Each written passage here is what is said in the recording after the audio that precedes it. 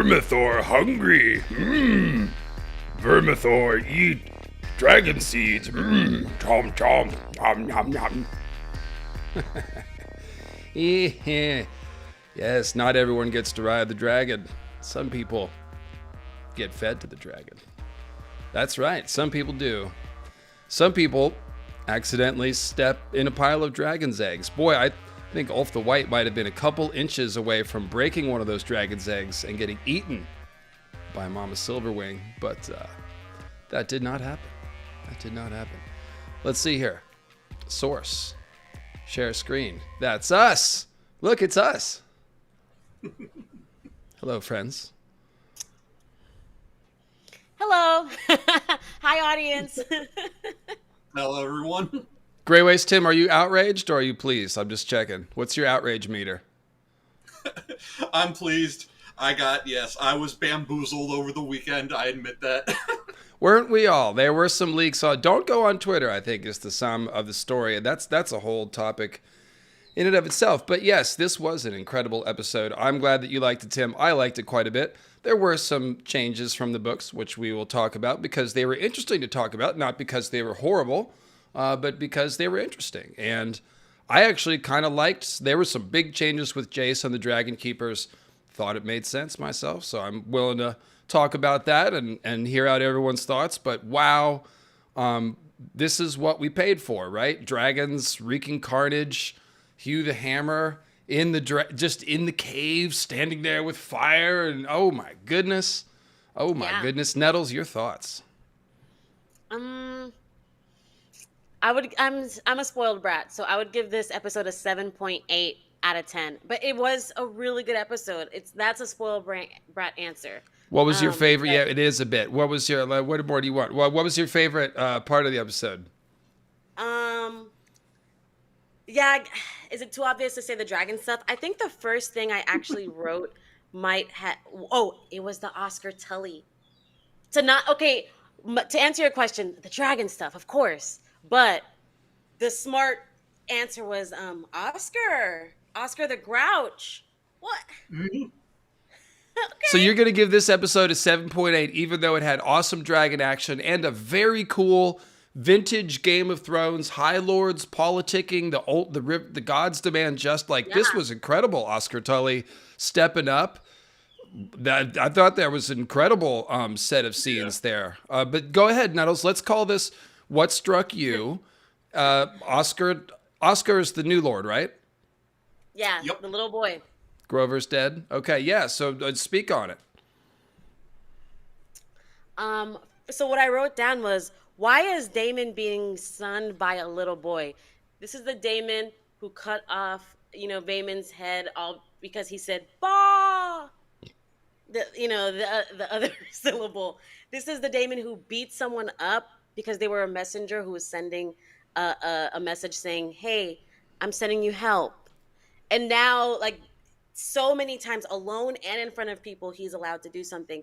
And it makes me think, don't attack me, people.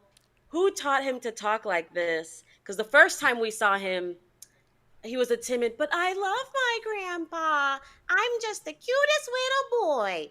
And then it's like, so did Alice talk to him and say, you've got to disrespect Daemon. You've got to come with him with full, this is what you need to say to them. This is how you disarm him, verbally.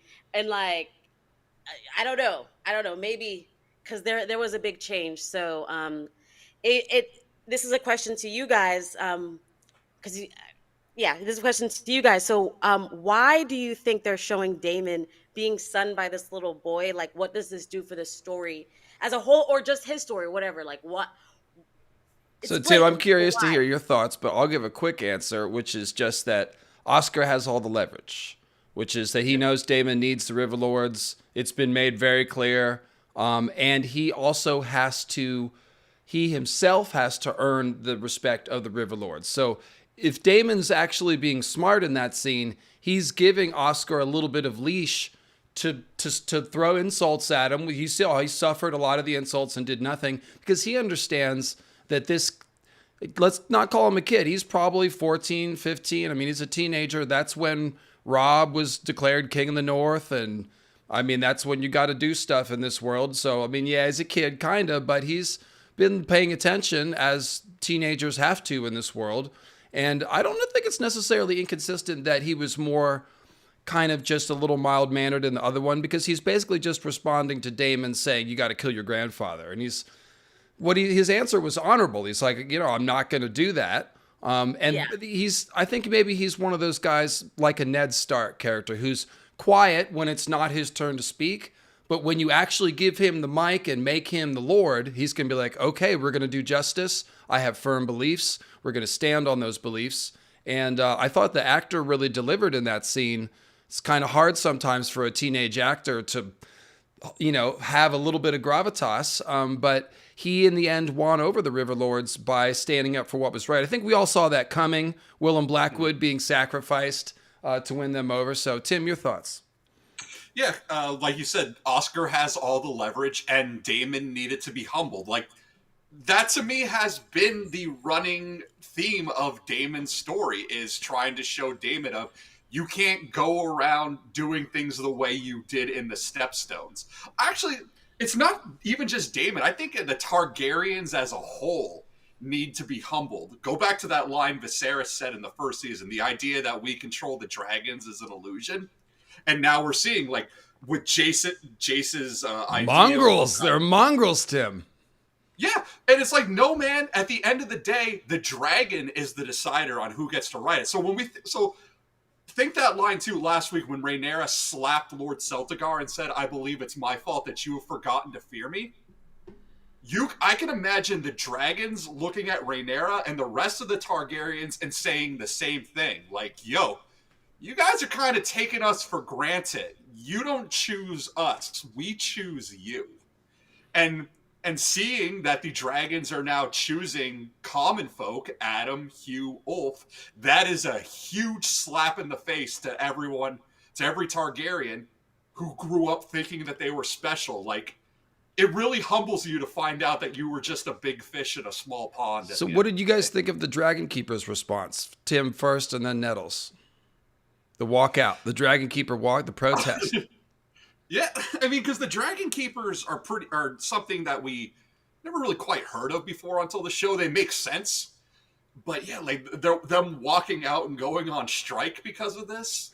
Well, they're kind of, it's the point you just raised, which is why I switched to that question, because there is this question of, like, is this an unholy act? Like, are we doing the right thing here?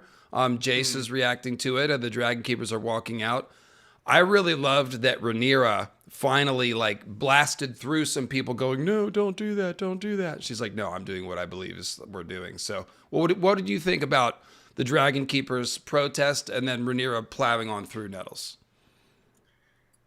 I don't really know what to think of it yet. I need more information because I don't know who's right yet. But it does, what I surmise from that is that the Dragon Keepers know that, like, that act means that they think that it's futile. Like, they're like, we've been around these dragons long enough to know what's going to happen, which is what we saw. Like, that if you give the dragons a chance, if you play with them or say the wrong thing, that they'll just start burning and eating people. Like, that was insane. I was like looking, I was like, dragons don't eat people. They, like, eat cattle and livestock. Why is vermin, like, what is this? Like, I was, like, horrified. Like, the burning is fine, but the eating, I was like, but anyways. There's that little snack, little Valerian snack pop. Well, didn't Drogon eat people in the Marinese fighting pits? Yeah, I think so. Yeah, I think that was totally in character. This was Jurassic Park. With if you run up on them, kind of, yeah. And it was like a horror movie. So a couple of comments like that. Yeah, it really was a hellscape. And that's the thing that is a strong presence in the books, I feel like. Anytime we're around the dragons, it's the smell of brimstone and sulfur and the pit and the blackness, and the wording and everything turns very infernal around the dragons. George wants us to know, like, they are for all the positive associations of the dragon that we see with Dany's character, the dragons themselves are capable of great carnage and devastation, and George never fails to remind us of that. So I thought this scene was just, something that definitely could have happened in the books. I loved the chaos of it. Like the initial, he's like sort of not sure what to do. Then he fire blasts the first guy, and then everyone starts running, and it turns into more chaotic, and people are falling off the side into the tree. And the one guy's begging for death, and the dragon's like, no problem. Like, that was just insane. I thought that was 10 out of 10 stars. I like, yeah, kaiju vibes. I mean, this is, I don't know, this is what I signed up for myself. So I love that. And then Hugh, just, oh my gosh, that's one of the coolest things we've ever seen. Just, you know, I love how he didn't run out like an insane guy, like, I'm going to command the dragon. Like, he didn't do that. It was not until the woman was vulnerable. And he does this classic hero thing, you know, over here, I'm over here, you know, let's so the woman can run away. And then I guess Vermithor liked the courage, right? Mm-hmm.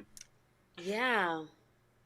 Well, also, given that we just got confirmation, at least in this version of events, who Hugh's mother is, I can kind of see it being like the same way Sea Smoke kind of sensed that Adam is Laenor's half-brother.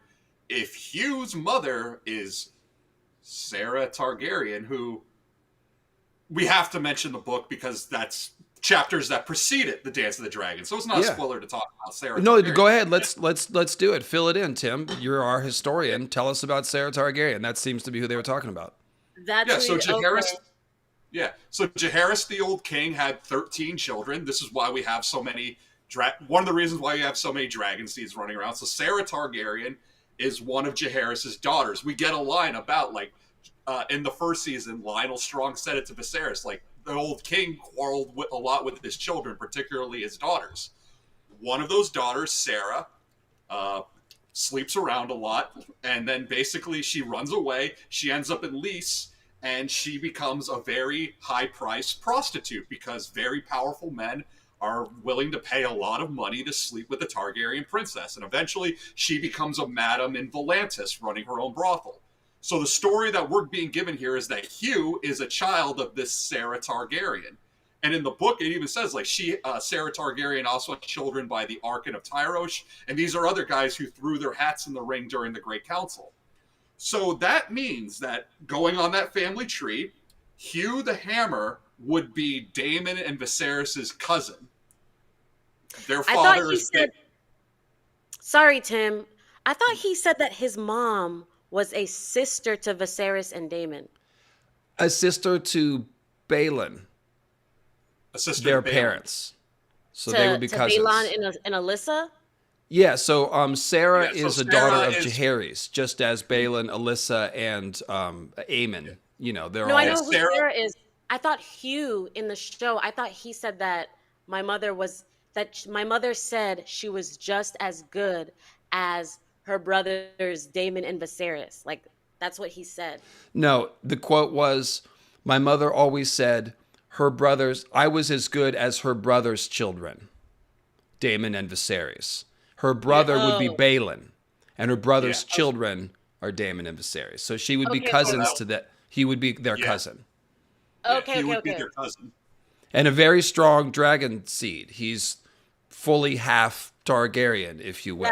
Yeah. So. As good as Jace. Ooh, Jace is going to be so jealous when he sees him. He's like, wait, you're half just like I'm half, but you got the silver hair. Okay, well, I'd love to talk about the Jace scene because that started out, I was like, I don't know about this. But then by the time it was done, I was like, okay, this is a very interesting change. We've needed this conversation. But just real quick, Grey Waste Tim, what struck you from the episode? I put down Hugh Hammer as my answer. I've already gushed over Hugh the Hammer, so I'll just put that as my answer. What struck you? Larys trying to get Aegon to walk. That one struck. That's because that one hit me in the feels because I have personal experience with that one. Can I real quick give a shout out to Quinn, the GM? He put out a video this past week about disability in Ice and Fire. I mentioned it yesterday. Yeah. Very heartfelt video, dealt with some of his personal experience, and it's definitely worth a watch. So shout out to Quinn, the GM. But yeah, give us your take on that, Tim. Well, personal story. So my mother had liver cancer, had to get a liver transplant. She spent 3 months in the hospital. So 3 months without walking, her limbs atrophied. She had to relearn how to walk again from the ground up. So seeing Aegon in that vulnerable position, it really hit me hard because I'm like, I've been through this. Or while trying to steady him and keep him up, I've dealt with that on a personal level. So it struck a chord with me. But it's also too knowing that Larys, like, it makes you think that Larys pushing for it is good, but then the reality sets in of like, Larys is only pushing Aegon to get back on his feet for his own benefit because he knows that with Aemon in charge, his days are pretty much numbered. He needs Aegon to get better very, very quickly if he's to survive in King's Landing. True, but it also aligns with what's probably in Aegon's best interest, which is not to just lay there and be a puddle of milk of the poppy, but to actually try to recover and gain his strength back. So I think you could see it both ways. It seems like there's I think there's some genuine connection there, but there's no question that in the last episode it was Alicent and Larys who were trying to cling to Aegon because they had been outcast by Aemond. Yeah. So I'm just saying, it's not pure empathy that has Larys trying to get Aegon. It's Larys strong. Better. We're happy for anything that isn't cold psychopathy. Yeah, for the first time I was thinking, I'm so thankful for Larys. Like, he really is just like the only one that Aegon has. Like, we talk about how Larys is using Aegon and everything like that, but he's literally the only one that Aegon has. Whereas Alicent? Alicent is taking baths, swimming. The ultimate bath now is the actual river, okay? She needs to cleanse herself of everything that happened. I joked in week 2, I was just going to say, like, there's not baths big enough for Alicent, so she's got to move to the river. It's the only logical thing. Now, it was a really ethereal scene, especially the overhead swimming shot. Like, it was slightly incongruous from, like, most of what was going on, but it was really beautiful in and of itself. So I will allow it. I thought it was pretty good. What did you think? No, it was fine. Whatever. What I liked, whatever. No, what I loved about Game of Thrones and what I found in the books is that it gives you everything: horror, comedy, romance, love, ethereal, coming of age story. True. I mean, he crammed every single thing. So sometimes this is like the Alicent. I've categorized her as the women's rage, coming of age, like White Oleander type of like feminist point of view. Well, I was happy that it didn't turn into a suicide attempt, which is kind of what they led us to believe that it might be. Not for a second. Which would have felt contrived to me, probably. So, Tim, your reaction. Did anyone catch what the Kingsguard member that she took out with her was? I didn't catch his name. That was Rickard Thorne. That was Rickard Thorne? Okay, yeah. That's Rickard Thorne. Okay, who's a Kingsguard we've been sort of waiting to see, I believe. Yeah. Okay. Can't say what his future is, but yeah, I didn't catch his name and I wasn't sure if that was him. But yeah, because I totally thought that, again, going based off of those fake leaks that had me in a chokehold, like, I thought it was going to be a suicide attempt, but, like, no, her going out there just to try and find some serenity now. Like, that seemed to be what they were aiming for with that, because... Also, it's kind of like, sorry, Tim, I was just going to say, if you're going to call me useless, I'll just leave, right? Yeah, exactly. I'm just going to go camping. No, she has to go. The way Aemon looked at her, she had to go. Even when I saw her at King's Landing, I'm like, oh my gosh, Alicent, go. Like, more domestic pursuits, like swimming in the river. Yeah. You should be at the high tower by now, Alicent. Spiritual retreat. That's what it is. She's on a spiritual retreat. She's going to get out of the river and she's going to go get some crystal healing and she's going to be better. So this is good. She's going to eat some mushrooms and then regret it in an hour. Right. That's why I said, sin, bathe, pray. I titled whatever it was. Like, I nailed this stuff a long time ago. Good call. All right. So we've got... I'm going to give you your flowers now. Listen. Thank you. While our friends are alive. Okay. Who's in charge of Team Green? That I predicted the entire arc of all of Team Green in that video. That was prescient. Let's talk. Okay, let's talk about. Oh, there's a lot of good scenes to talk about. Let's go in order. I will restrain my ADHD. While this poll is running, let me hear from you. What are the other things? Well, there's only 8% voting other, but yeah, I guess what else struck you? There's Hugh the Hammer and Oscar Tully are neck and neck. I guess that's the story here. I feel like there were a lot of subtle lines, like Oscar saying that he was calling himself green, and it's like, oh yeah, because you're Oscar the Grouch, and probably also referencing the fact that Kermit Tully got cut, which I'm going to the grave on this. I blame Disney. I think Grover and Oscar are names that are common enough to get away with, but with Elmo and Kermit, it becomes very, very, That's a good theory. I like that theory. We got to talk about the Jace scene. Yeah, that's the one I wanted to come back to. Let me catch up on the super chats. This is what we do if you're new to the show. We go through each of these round of questions and then come back to the super chats, so it has some sort of structure. It seems to help things go smoothly. And if you want to keep up with the live chat while we're looking at the super chats, you can, of course, do that via YouTube. So let's go back to the top here. Thank you, chat summary. Away with you. There we go. IDK the band, thank you for the super sticker there. Damon's Heron Hal Run. Is that a clever joke or a typo? I'm not sure. Giving heavy Shakespeare vibes. Yeah. Yes, it is. Well, I really liked it because we got a scene that wasn't all confused finally. We got an actual, like I said, a Game of Thrones politicking with all the high lords in a courtyard. I loved how frank it was. There was no deception. Like, oh yeah, no, Willem Blackwood committed those crimes, and he's like, yeah, I did it because Damon told me to. And then Oscar's the one who threaded the needle. He's like, well, he told you what he wanted, but he didn't tell you to go that far. You did that because you wanted to. And that's when he won over the lords, because he spoke truth. And I love making this point. There's always power in truth. It can be used by deceivers. Every lie has a grain of truth. That grain of truth is what powers the lie. Or we can see truth being used as a knife to cut through the BS and make people go, oh yeah, that's the right call. And he hung himself. He kneeled to him. He tried to kneel to him first to be like, oh, this will save me, And he's like, oh, thank you for your oath. And my duty now compels me to sentence you to die. Nettles, your thoughts? Same. Listen, I've got nothing to add. Good assessment. I saw your uppercut. I thought you...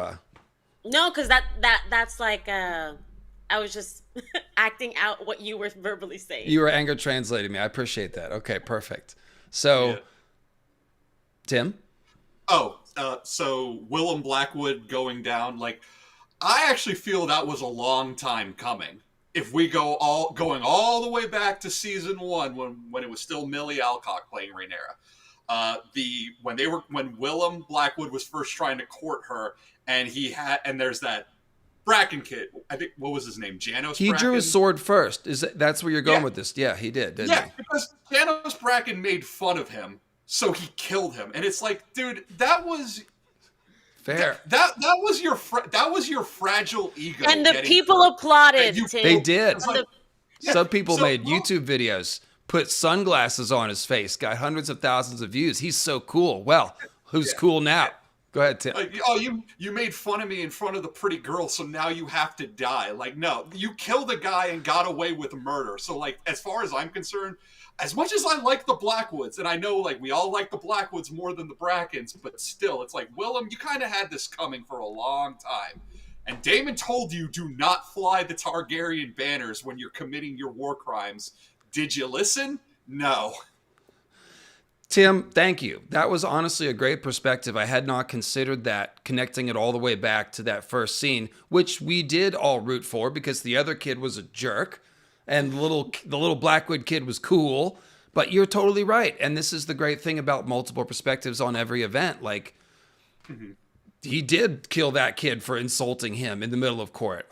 Now, I don't know. Now, there is a medieval honor thing. You can't just go insulting people in court and expect not to pay a price for it. So that's why I don't think it was getting away with murder. I think it was, I don't know. It's maybe gray area. I'm not sure what the technical feudal custom is. If someone can tell me, but that's Yeah, you go around killing people. Eventually, you live by the sword, die by the sword. That's all I'm trying to say. So good point, Tim. Well, I mean, maybe if you pulled out a glove and said, like, you dishonor me, sir, I challenge you to a duel, and then they meet at dawn, okay, but no. He drew a sword and killed him right then and there over an insult. Yeah, I think pulling your sword out's a little hot-headed. But Darwin would say that that older kid deserved to die because how are you that much bigger? Come on. And that's the thing about cycles of violence. Like, everybody has a reason, right? Like, there's a little justification. Like, he did. He stepped in it and got what he had coming. And then in turn, Willem Blackwood has led this life of hating the Brackens. And he opened his box of cereal. It was Oops, All War Crimes. Shout out Hero with 1,000 Voices in the chat. And did you guys catch my stream with Sean yesterday? Nettles, Tim? No, I fell asleep. I'm an old person sometimes. I'm an old person sometimes. It was good. Check it out. I will definitely rewatch it. I had him here on this very couch. We were on the couch together. I touched his cheek. Yeah. I did wake up from a fever dream and log on, and I was like trying to type something in the chat and like fell back asleep. But that is stuff that I'm saving for like that's perfect fodder for tidying up and everything. So I can't wait to rewatch it. Well, I'm honored that you tidy up while you watch me and Sean have. It was a little bit sexy. It was a late night stream. The chat was very randy, that's for sure. We had tight jeans on. Wow. It was, the camera was panned a little lower. It was so the whole thing was vibe. But I didn't even consider it. But it's like people were surprised I had legs. People were like, "Oh, I thought you were a squisher," So. But yeah, check it out. We did an Aemond one eye. It's a little half character, half symbolism, except for that the halves are a little cross-pollinated. But anyways, it was good. So let's see. Back to the topic at hand. We were doing super chats, which thank you, by the way. We will answer every single one before we leave. We always do. So apologize that if you make a timely comment and we have to circle back to it. But, a lot of people... Tina of the Tower, not Tina of the Tower, Tina of the Tower. That's cool. Is that like Tina Turner? She has she's up on the tower doing song magic. And speaking of sound, 1 second, Tina of the Tower. We'll come back to your super chat. But how about opening the show with just like 3 minutes of dragon calls in stereo? Like, oh my God, I loved that. Like Sea Smoke has that like little turkey shaking call, and then Cyrax is all like piping and snorting, and like it was a whole orchestra. I loved it. Yeah. Did you see how happy Sea Smoke looked? Especially too when Adam was like, "This dragon claimed me," and Sea Smoke just looks so proud of himself. Like, yeah, I found him. He's mine.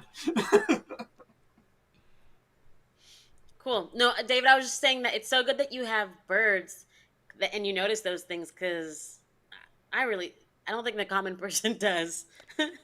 I loved it. I pointed out in my How to Claim a Dragon video last week, Sea Smoke's call being kind of original. And obviously all the dragons do have different calls. Like Vermithor sounded like an old pipe organ or something. Like there was all these different notes kind of brewing up from somewhere very deep. And it was his call, like it kept going on and having little snorts and rumbles. And like, it was just, I was like, damn, dude, he's saying a whole paragraph in dragon. Yeah. I still have PTSD from Vermithor, so can't talk about it right now. Yeah. Nettles was in that pitch. Nettles was in the shoes of that poor. I was shocked. I was like, Vermi. Because I just turned around and I'm like, okay, so Vermi might look scary, but he's actually the lover boy dragon. His personality is just being up with Silverwing. This is going to go fine. And then I watched him do that, and I was just like, oh my gosh. Like, but anyways. I'm just shaking my head. To the super chat. It was shocking. It was. It was explosive. They kind of keep this all brewing up, like every time they're in Dragonstone, then get back to the sound. Every time Rhaenyra and Mysari are talking, you hear these rumblings and snortings in the background, like the dragons are making noise or dragons are hungry. And finally, it all exploded, and oh my god, it was And okay. you said it was stereo sound, so that means like left ear, right ear. Is that what Well, you yeah, because they had the dragons were on either side of that setup, and so they kind of had them panned. And I just had it loud on my TV, but I was standing right in front of it, just like not even sitting. I was like standing there, just like excited. And yeah, the dragons are calling, the birds are kind of like tweaking out, and like yeah, it was great. Okay, I'm gonna on my second rewatch. I'm gonna do it with headphones. I think I might do that too, but it's terrific. So Tina of the Tower, now that we've had this mass dragon seed sowing, do you think we'll see Grey Ghost and Cannibal at all? I think that Sapochnik gave a number of how many dragons we would see. And that number made it... What's that? Was it 17? I don't remember. I'm going to have to go double check all this. But I have hope. In particular, Cannibal, I feel like...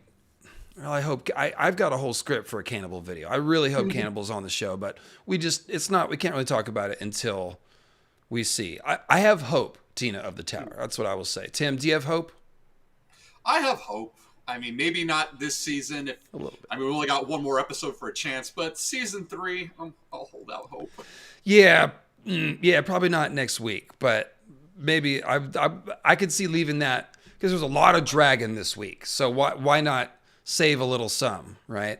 Yeah, and we didn't see Sheep Stealer yet either.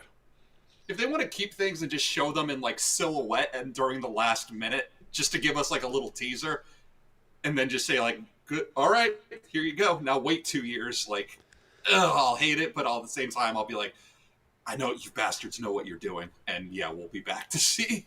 I want them to wait until it's completely not. No one expects it, and then Cannibal just drops in on the hatchery and starts ripping shit up. But I don't know. We'll see.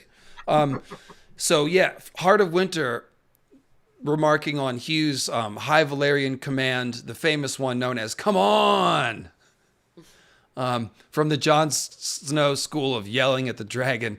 I was thinking that Hugh would bust out a Lakiri or a Doharis or something, but he did not. He just went with "Come on," but he. It looked tough doing it. It had a nice bassy voice, and that's what counts in the end, not the language so much. It's more about the vibe, I think. So, a moment of silence to book Nettles. Hey, we saw her. No, we saw somebody with big hair. Oh. No, we didn't see her. I'm just saying no. Give up hope. It's time to die. The hope has to die, guys. We saw Rhaena run away. She went off the beaten track. Where is she going, guys? I would like to revisit this topic next week after we see what happens with Rhaena. Okay. I have not given up yet. Yeah. Okay. I don't know if you saw my tweets, but of how like I framed it of Rhaena catches up with it, but then someone else is already there. That would be good. There's many possibilities, and we could keep speculating, but yeah, let's just revisit it. I have a little bit of hope. There was somebody in line that looked like they could have been Nettles. It's the same person we saw in that one photo from the side, lined up with the dragon seeds, and she's got shabby clothing, and she's got big black poofy hair, and looks like she would be Nettles. And Gray Area was telling me about some intel. I don't know if I should share that, but this could be a thing where the writer's strike is having an influence. Some stuff had to get cut instead of being reworked, and may get reworked next season. So I would just say nobody freak out. Let's just deal with what they give us for now. And when we know for sure, and I bet Ryan's going to talk about it after this season, and there's no worry about ruining like the end of this season, we might get some more information about how the writer's strike affected things. But that really did limit what they could do. If something didn't work, they couldn't adapt it on the scene. And so that, I think that has affected things. So. Okay, so I didn't notice any Nettles look-alike in the dragon scene. So there was? Yes. Okay. She was there. I mean, she was right behind Hugh in line. Go ahead, Tim. I think Ryan Condal needs to have enough self-awareness to know that cutting Nettles is going to be a bad move. And not just because it's going to piss off book fans, but just because of the optics. To try and combine two people of colored characters together as if they're interchangeable, that's just a bad look. And if you like how much self-awareness must you lack to not see how bad of a move that's going to be? Yeah, I see that angle. I think you have to give storytellers the freedom to tell the story, but a lot of people have definitely picked up on that angle. So I do see them giving the perspective of the small folk through other characters. Certainly they are doing a lot of small folk perspective. So it's almost like if they cut Nettles, they at least understand that they need to give the perspective that she brings to the story, which they're somewhat doing by giving more small folk. But we'll see. What did you think of the fact that Adam did not fess up that Corlys is his father, and neither did Corlys come out and tell Rhaenyra, like, oh yeah, that's my son. So, they've used it to drive this part of the plot. So Rhaenyra and Jace can have this conversation, and they're playing with the idea of accepting people, and they're not sure if the blood is the telling thing or not. I think ultimately they will figure out, obviously, that Adam is Velaryon. But and they also suggested that maybe it's Marilda of Hull, didn't they? Yeah. Mm-hmm. Kind of, they did, didn't they? Yeah. Yeah, I mean, you asked like what I thought about that, and I thought it was kind of sticking to the books because Mouse did the same thing. Like every time they asked her, she like lied about it. At first, she refused to say anything. Then she said Laenor. Then she said Corlys. So that's why I was like left up in the air. So kind of makes sense that Adam's doing the same thing and just kind of being like keeping it ambiguous. And it's also an F you, Dad. You didn't pick me up last summer. Like, so by not giving him any props. There was that moment where Corlys looked at him and he's like, didn't know what to say. And he's like, well done. And he didn't call him son, but it had exactly the tone of a pleased father talking to their son. And you saw that Adam did appreciate that. So that's the beginning, I think, of a little bit of a thing. But I think it's fair to judge Corlys. It's like, oh, now you're going to treat him like your son because he has a dragon. Okay. Yeah. So I will wait to see that topic explored more. But I definitely am potentially ready to judge Corlys for not acknowledging his sons. I'm not sure how we're supposed to view that yet, but yeah. I hope that they choose to make Adam LGBT like Laenor. That's all I'm saying. Just for no reason. I think he's dracosexual. I think that's what it is. Like, see, Smoke was like, and Adam was like, I mean, look, like, the tapestries, the murals come from somewhere. That's all I'm saying. Like when it comes to Adam, I figured Adam probably just didn't want to presume. He's probably thinking of like, well, I'm a man grown. If you've never acknowledged me before, I probably should expect it even now. But Corlys still not acknowledge him. Maybe Corlys just doesn't want to have that conversation with Rhaenyra, where if she's like, wait a minute, does that mean you cheated on Rhaenys? And then Corlys might be like, you know what, I don't want to have this conversation with you at the moment. It seems like they are slow playing it, and I'm enjoying it because they've kind of almost overcast these roles. Adam and Alan, both actors, are incredible. And I feel like Corlys cooks when he's given material. A lot of times he's given these tiny little lines he can't really do anything with. But when he actually gets some material to cook with, somebody remind me what the name of Corlys's actor is. Steve Toussaint. Steve Toussaint, yes. But Adam and Alan, those guys are both like overqualified for smaller roles, which is why their roles are being expanded a little bit. So I enjoy all of these scenes with these guys, and I'm enjoying how it's playing out. But let me get a couple more of these super chats and then flip over to our questions. So the scenes with Vermithor, this was Eric's comment that I mentioned earlier. It felt like a horror movie, reminded me of Cloverfield. Yes, just very effective. Vermithor sounded like an outboard motor or what, blah, blah, blah. Yeah, it kind of had some like, just some really old truck trying to start up or something. Yeah, I get that. Or it's more like an outboard motor on a boat or something. That's a good comparison. Oscar is pulling a Danny. I'm only a young girl, know little of the ways of war. Yeah, a little bit. Little vibes there. Why is Vermithor so mean? Don't you think he would have the demeanor of Jaehaerys I? Nah, he's a dragon. I mean, Jaehaerys has been dead a long time. He's just a dragon in a cave. he just woke up and there's like 30 people all just standing there. And he's like, is this an offering? What is this? You know? I mean, so, Jaehaerys the First was no pushover. He always Vermithor was always his muscle waiting in the back. Like, he always used Vermithor as a threat. Like, don't let the doddering old man act fool you.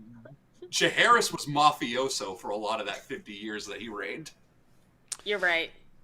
yeah, and it wasn't like you saw when Vermithor responded to Hugh, like it took a situation where Hugh got that fired up to where his spirit was that fierce to where Vermithor could sort of recognize it and stop for a second. I feel like if someone had maybe mustered up that kind of spirit on the plinth, maybe it would have gone different. But everybody was just kind of like tiptoeing up, and the one guy came up and he was just like, what is this crap?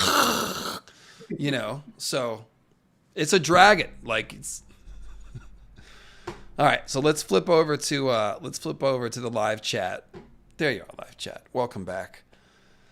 What was this episode about? I mean, Wait. So I'm so sorry. So before we go on to this one, there's something I wanted to say last week that I didn't say.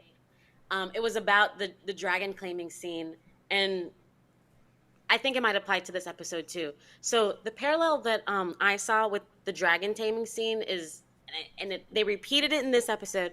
I think they have it all wrong. Back in season 1, remember that scene with Viserys killing the White Heart substitute? And how we're all like, oh, that's pitiful. And like, oh, the fact that you're bringing the White Heart to you. And then like, then you're like trying, like, you know, stabbing, or the White Heart substitute, and then stabbing it. So last episode, when like the dragon keepers were singing and like there was like this pomp and circumstance, it reminded me of that, where why are they doing like this formal thing with them lined up and the Rhaenyra, the queen?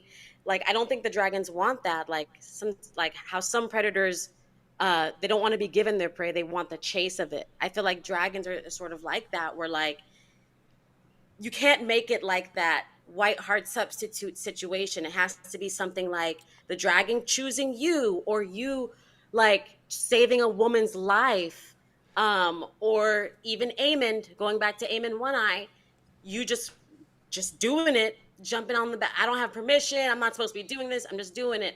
And so I think, because I always keep thinking of like, why did we see that scene? It couldn't just be just to see Viserys as a weak king, because they told us Viserys as a weak king in so many other ways. And like, that's a great comparison. Actually, it's a great heart. comparison. You can't bottle raw, and dragons are raw as hell. So that's a great, and even the Adam thing. Like, Sea Smoke has been observing Adam at work in the sea for like weeks. He's been checking him out, assessing him, and then he chased him down and put him on a run and cornered him. And that was how Sea Smoke decided to do it, you know, but it had energy. Adam was alive in that moment. Like, his adrenaline was up. He was running and parkouring and high stepping. Now, in contrast, we have Ulf, who is hilariously terrified. Let's talk about Ulf, because the guy is funny. He continues to be hilarious. First, Ulf, the Dragon Lord, Ulf. He's like, oh, guys, my war injury, my leg's not hurt. I don't know if I'm really... That was high comedy. Huh? Who said that? Me, Targaryen? No. Oh, me? Oh. I never said that. I said Targaryen. I said librarian. I don't know what that was about, because that was a lot of weakness. But the only answer I have is the dragon smelled the future and said, like, even though you're a bumbling idiot, you're cute, and I know I'm going to drag you. I saw the future, so come on, get on my back. Okay, Daisy Sandusky, thank you for reminding me. I forgot to write this down. This was very Bilbo in Smaug's Cavern, with Ulf wandering around with a little torch, and then Silverwing and yes, this was very Bilbo Smaug. Cool. He just looks like a damn hobbit. I don't know. Ulf the Hobbit. That's him. Yeah. He does the little sideburns and then tucks. That's very Hobbit. Yeah. He's probably got hairy feet too. He's wandering around the cave saying, I never should have left the Shire. Yeah. Um, oh, So, okay, and to wrap what I set up, so I think Rhaenyra's right to open it up to anyone, but she's wrong to put these people at this point. Do you guys think it's her fault now? Like now, how many people died? Like I think she's right to open up to everyone, but she's wrong to force them into this cavern. It needs to be done like a obstacle course, like the Olympics, like Harry Potter. okay. The dragons are in the field. Y'all need to run parkour. You Call know, I have James thought. Agent East. We need a kill count. I have thoughts on this. I loved this, and I saw Book Rhaenyra in this scene. I saw some Targaryen let them burn. Like she's watching the scene, she's a little bit horrified, but she's like, she didn't flinch. She's like, this is what's got to happen. The dragon's got to sort through these people, and as long as two people come out at the end on these dragons, that's all that matters. She was watching that carnage and just taking it in. And I just thought it was very Targaryen of her.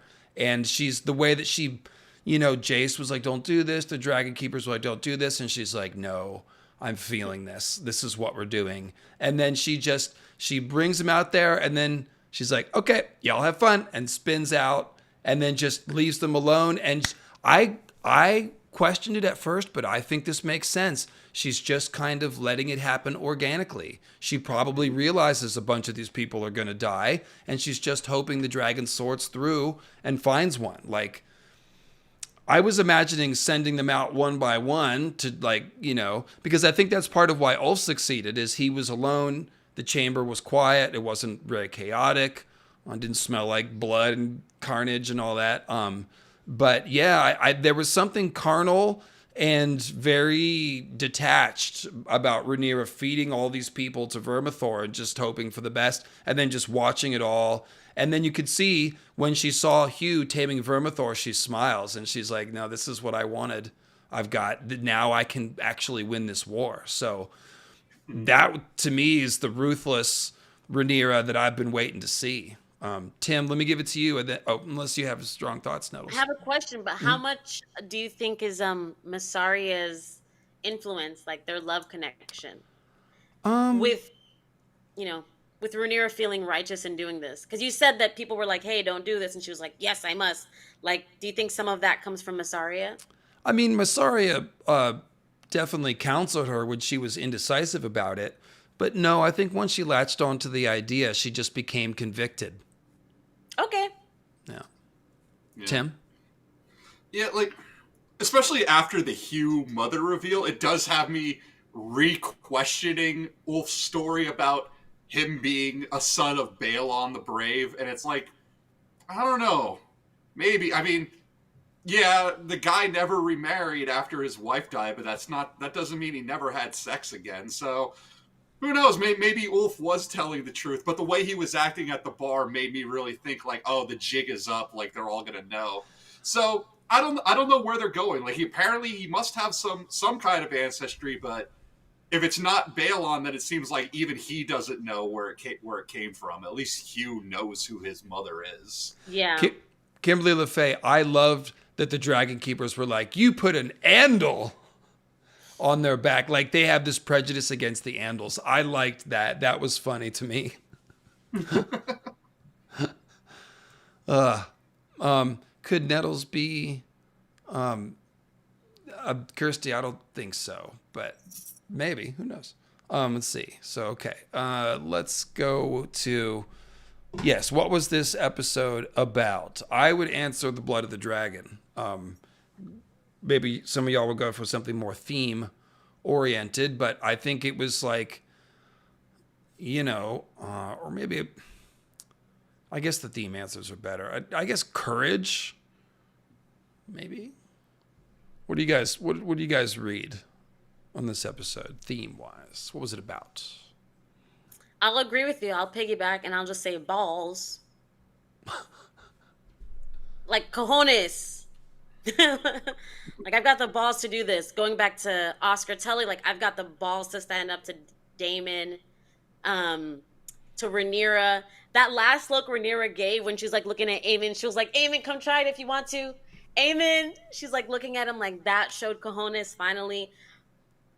And then of course, What does it take to tame a dragon? To ride a dragon? And we actually saw the eggs, which are like Dragon Balls. There you go. So people are saying destiny, Yeah.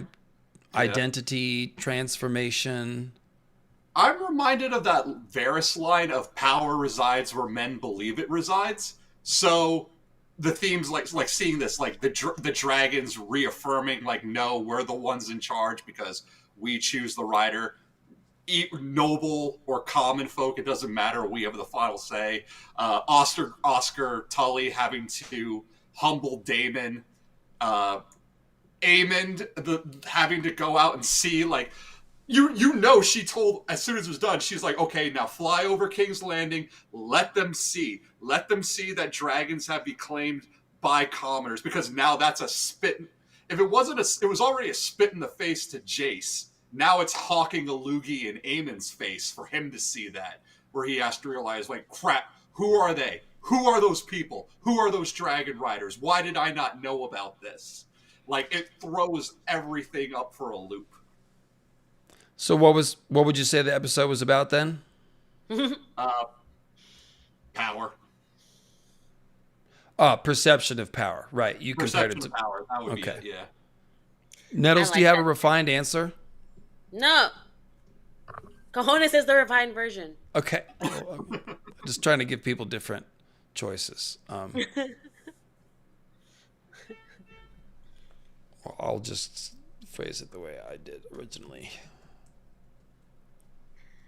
Jay's called small folk mongrels. Wow. Or I'll tell you what, I'll just go with one of the different answers the chat gave, so they have some different choices. That's the most important thing, is just to give some different choices and see how people feel. Jace turning into a Nepo baby. We're going to talk about Jace and his racism. Disgusting racism from Jace. Ugh. Yeah. But for me, I think with Ulf, it was like the case where maybe like on his mom or dad's deathbed, they're like, I am a Targaryen. So he didn't know what to think of it. Or it's like a family lineage. You know how some people are like, oh, we're part Indian or something, but like they don't. You don't. Yeah, I know guarantee like it's a not. family thing. So I'm sorry. I just was going to say, I don't think it's Balin. I think it's something more distant and he's not sure himself. And maybe we'll figure it out. Maybe we won't. But And yeah. like, I feel like he never believed it until now, which is funny because that's an interesting story to tell. And sometimes we don't believe in ourselves, just like to make it like, you know, like an everyday thing. And then like we find out that, oh, I could do this thing that I never thought I could do. That he does have this heritage and he never believed it. Somebody's spell check keeps changing Ulf to Olaf, and I think that's really funny. We should call him Olaf. Olaf. All right. Olaf the Dragon Rider. Well, and then we got a little, you know, Ulf on the dragon. Woo! He's having fun. He's enjoying the ride. I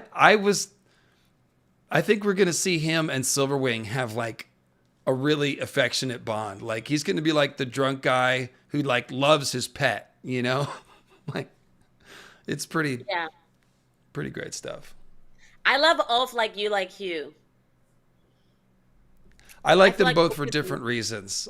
They will probably both let us down, but No, Ulf is like me because like you don't deserve the power, but you get it anyways, and you're like, ha ha. It's like, ha ha ha ha ha. So what? Sean MacArthur, did you hear that? What? When good I'm pass to the bad people. That's I'm that jokester that just drinks a lot. I'm just in the bar. I know everyone's name. Nettles, your channel should have far more subscribers than it does. You are a tremendous content creator. Everyone go subscribe to Nettles. There are a few people who get as wasted as you and talk about Ice and Fire live on stream. And that is, you know, with such a glib tongue. I love A Song of Ice and Fire. I just have to say thank you to George. Always a plug for George. I'm going to do a David Lightbringer theory iceberg under the influence of Weirwood paste one of these days. I broached the idea yesterday. So, I think you should. It'll get interesting about 90 minutes in. In any case, let's talk, while this poll runs, let's talk about Jace, and then we'll flip back over to the chat. So, at first, it was a little puzzling. And of course, in the books, this is his idea. So, big change, whatever. different. In the Different show, thing it we're was doing here. too. What's that? In the show, it was his idea too.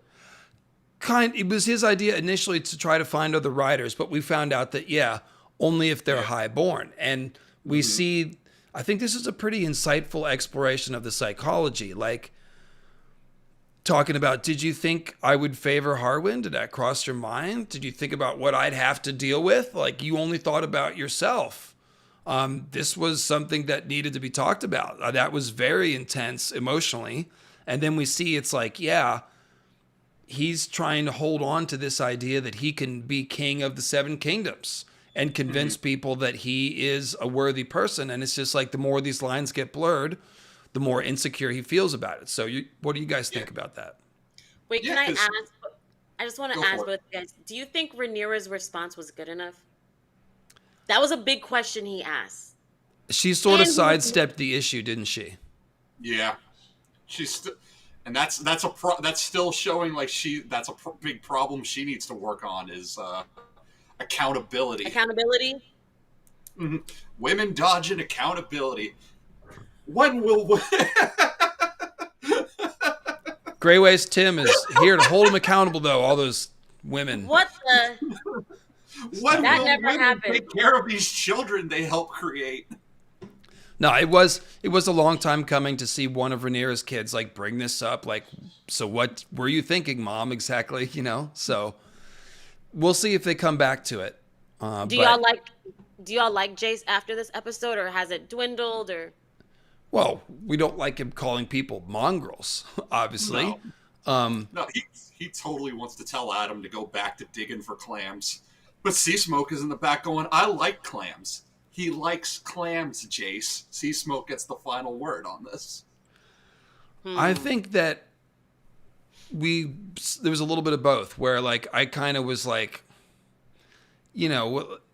he's going through something and he's being a little selfish here with his perspective, but you kind of understand the source of his turmoil also. So I thought it was a pretty complex and subtly articulated scene. And I think they are also setting up further exploration of this topic next week, likely. He walked out of the room. They didn't really finish this conversation. So now that there are these other dragon riders, like we see, they're all going to be at dinner next week. Hugh and Ulf and Jace and Bela and Rhaenyra. So we're going to see, this will be continued. see, for me, I wrote that this was the Jacaerys Joffrey moment, because I felt like this is the first time we're seeing some real spice from him. We've seen teen angst, like, I want to fight in the war, which is noble and very Stark, like, we love that. But we haven't seen this level of spice. He said to his mom, when you took Harwin into your bed, he could have said, when you had an entanglement with Harwin, like giving her some grace, dignity, but he didn't. He said, when you spread your legs, like kind of that moment that Joffrey had with Cersei when she was like, did Robert ever screw anyone else? Yeah.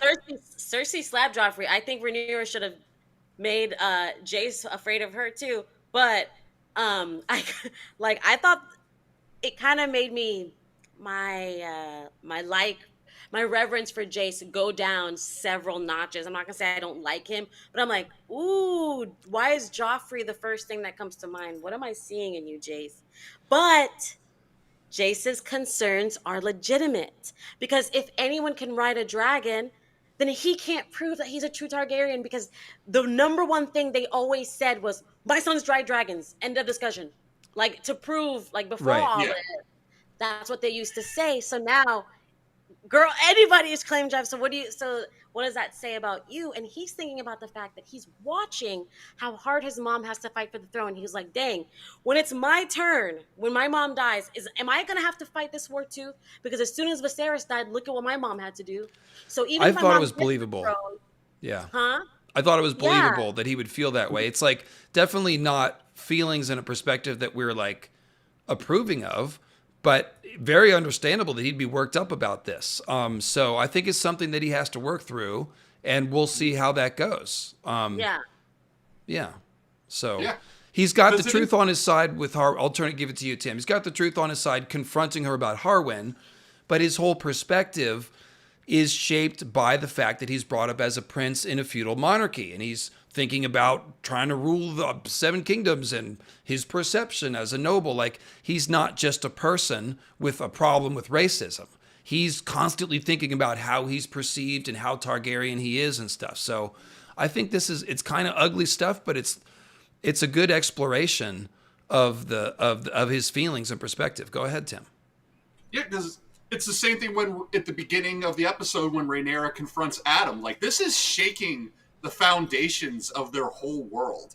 So for someone like Jace, who knows that he is a bastard and is self-conscious of that, it's like, yeah, having a dragon, though, at least I could always fall back on that to prove that I have Targaryen blood, that I'm in this role. But if these common folk, if these peasants can claim dragons, then I'm not as special anymore. And that makes it harder for me to justify this position that I'm in. It's all I have, Mom. Like, that's what's going on right here. Yeah, and there's someone in the chat that keeps repeating it's classism, not racism. It's both, I would argue. Because when he says they're mongrels, he's saying their bloodlines aren't as pure as mine. So it's both classism and racism. There's a genetic purity angle to it. So it's not race. Just classism. Like, yeah, this isn't like our world. Like, we don't have a Valyrian race on Earth. But for them, Valyrian is considered a race like Asian or like, would be considered a race here. Yeah, it's Valyrian supremacy is what we're dealing with. The difference is Valyrians and non-Valyrians. So there's definitely a class angle to it as well, but it's a little bit of both. When you call someone a mongrel, that's not purely a class insult. So that's specifically like your bloodlines are a mess. We don't even know where you come from. Mudblood. I love now Rhaenyra talking about let us raise an army of bastards. That was kind of awesome. You keep making that face, Nettles. I'm agreeing because that was my reaction when I heard it. Like, ooh. You did like it? No, yeah. Okay. I thought Jon Snow wouldn't like it, though. Sorry. Yeah. I also thought that was another one of those subtle foreshadowing lines, the raise an army of bastards, because it made me think of the upcoming Dunk and Egg show because of how that's all in the backdrop of the Blackfire rebellions. What are the Blackfires but an army of bastards? Always bringing the Blackfires in it. Well played, Tim. Well played. So let's check on our chat here. Perception of power is running away with it. Courage 30, Destiny 15, and yeah, cool. So my Cleo is having a large meltdown. So I'm gonna go check in on her real quick, guys. And let me kick it over to these PayPals. And we'll get a couple questions to kick around while I leave for about 45 seconds and go get my bird. Oh, we've got lots. Okay, let's work on these for a second. Okay. I think Daemon has grown up a lot and has the scene what the crown really means. Loved the scene with Viserys asking Daemon if he truly wants the crown. Discuss. Yeah, that's one we haven't touched yet. So go ahead and I'll be right back. Tim, do you have thoughts? Yeah, so along with this, and someone else mentioned earlier too, like that Daemon's Harrenhal thing feels very Shakespearean. And it does. I've been, if you've been listening to me the past few weeks, I've been making a lot of comparisons to Macbeth. I don't think that Daemon is Macbeth. I think he's another character, but to say who I think it is would spoil too much of the show or spoil Macbeth. I don't know. What's that? The themes of Macbeth are there. But the themes of Macbeth are definitely there. But yeah, like this is really Daemon's like coming full circle on trying to decide like what is it that you truly want. And too, like every time he says like when he's doing the whole thing like Your Grace and he's like King, but they're still referring to him as Prince Daemon, King Consort. And I just thought so much of that Tywin line, like anyone who has to call himself the king is not truly the king. Again, it's like, yeah, Daemon needed to be humbled. And that's really what's going on here. And that seems to be the whole thing. Now, I understand the complaints about Daemon's story seems slow. But again, I'd chalk it up to like what Dave brought up about the writer strike. Plus, it's Matt Smith. So in my free time, I've been watching Those About to Die. And that stars Anthony Hopkins, right? And when you have an actor like Sir Anthony Hopkins, you're not going to not utilize him. Not with the amount of money that you have to pay that man. So I feel it's the same way with Matt Smith. Because in the book, Damon kind of takes a back seat after taking Harrenhal, and we don't hear from him for a while. But in a show, when you got Matt Smith as an actor, you need to utilize him in some way. Yeah. And yeah, I understand. That makes it feel like that the Harrenhal plot has been drawn out probably more than it should have. But the purpose is there, which is having to make Damon have this turnaround and, like I said, be less of a jackass that he's been. He's not going to be a full 180 turn white knight good guy, but he is going to start to recognize what's important and what's not. And he's going to for him, help Rhaenyra, right? Yeah. Like that's the thing we're waiting for. Like you got Rhaenyra into this mess. Go help her win the throne. Yeah, stop leaving her on Reed. Stop pulling a Dalton. That's what Dalton Greyjoy is doing with Aemon right now. Quit leaving her on Reed and go home. How about the black goat as the white rabbit? So the white rabbit leads Alice into the Wonderland. The black goat seems to be part of one of the cues that we're going into a vision sequence. Yes. Spooky. Yes. So always nice to see Viserys and his rotting face. I noticed that they're doing a ringing sound whenever the crown. Last week, Viserys hit his head with the crown on the back of the throne. And it was that ring, and that ended that part of the dream. It was like an ear ringing sound. Same thing when he was fingering it. They were playing with that sound again too. So almost maybe like a little Lord of the Rings, one ring call out, but it's a significant item in the dream. And so it makes this sound. It's kind of the focus of the dream. It's like forcing Daemon, like, do you really want the responsibility of sitting on the throne? Or do you just like telling people what to do and having your ego fed? Like, he needs to sort that out. And it's been a big debate in the fandom. Like, does he really want the crown? Oh, no, he doesn't. Well, he kind of does. And it's like, I think he's got to sort it out. He doesn't want the crown for the simple reason of being king. He wants it for various emotional reasons, which he needs to separate. And like I said, he needs to realize he's gotten Rhaenyra into this in part, and he needs to help her defend her claim if he's going to be doing anything. If he's going to commit any war crimes, might as well do him helping Rhaenyra at least. So that was my take on that. I was in the Daemon thing. In summation, the Daemon thing is, yes, it seems a little drawn out. But all the scenes have been pretty enjoyable in and of themselves. I'm not really like bored when Alice and Daemon and Simon are on screen. I mean, they had some pretty good stuff there. So I'm going to say we need to see one more episode, but I'm feeling better about the arc than I was a few weeks ago. Yeah. Why was Olaf in the Red Keep? Was it an accident or was it a time skip of Team Black creating a plan to send him and get Aemon to follow him to Dragonstone? He wasn't in the Red Keep. Do you mean why did he fly over the Red Keep? Probably. In King's Landing is probably what they meant. I think because he was just joyriding with Silverwing, and it's not that far. And so they just I don't think he has control over Silverwing yet. He's probably not thinking strategically. Maybe he was thinking of home. That's where he's from. So maybe Silverwing went there. Silverwing lived there too. Who knows? But obviously they turned away. They didn't linger too long. Yeah, it looked accidental to me. Like, whoa, where are we going? Like Arya Targaryen. Like, whoa, a little bit. All right, and then now I've got the hang of it. Like, Nettle. Like Dragonstone isn't 400 miles away. It's just right across the bay. But yeah, I think it was. Sorry, people.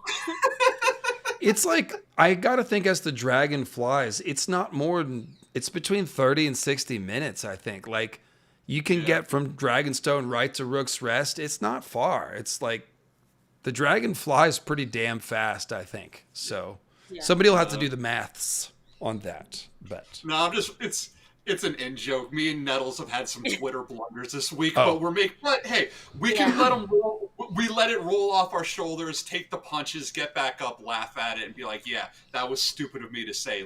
Moving on. Yeah. Yeah, I do think though, like Rhaenyra probably also sent them over, like show them what's happened, show them that we have more dragons. I think it was to put the fear into Aemond, like you're not safe. I like that better. Yeah. Well, they definitely wanted to tease us with the idea that like this is about to pop off. Rhaenyra has dragons now, and we saw in the preview for next week. She's like, we should press the advantage while we have it. So, and. Because they have 4 dragons now. So we got Cyrax, 5. Cyrax, Arax, Sea Smoke, Vermithor, and Silverwing. What did the Greens have? Vhagar. And Baela's Vagar's the big, Vagar's and Dreamfire. The biggest, but Well, did you watch the preview for next week? No. Did they show Dreamfire in the preview? No, but Aemond went to Helena and said, I need you to ride Dreamfire. We've got to go do something. And he was vague about what they were doing, but he went to her and was like, I need you to ride the dragon. So we don't know if she's going to, but they're at least bringing it up, which is like, finally, there's been no discussion of Helena even having a dragon. So they at least brought it up. We'll see. Okay. I want you to continue the super chat so bad, but I just have to say, like, because we're on the topic, what do you guys think made Aemond come back? And maybe Helena is the answer to that. But also, I wanted to ask, like, I just wanted to say that I feel like Rhaenyra should have went after Aemond. It was 4 or 5 on 1, and he's right there. And we saw how slow Vhagar was turning. She's sitting. What's the point of Rhaenyra giving us this mad face with the smoke on her face? We've seen that face like 6 or 7 times now. Do something. Don't ever show me that face again unless you're going to get on that dragon and do something. 4 or 5 on 1. We could have ended the war. I mean, I think that's what they're getting ready to do. It's just, I think they're probably going to do it at a time of their choosing.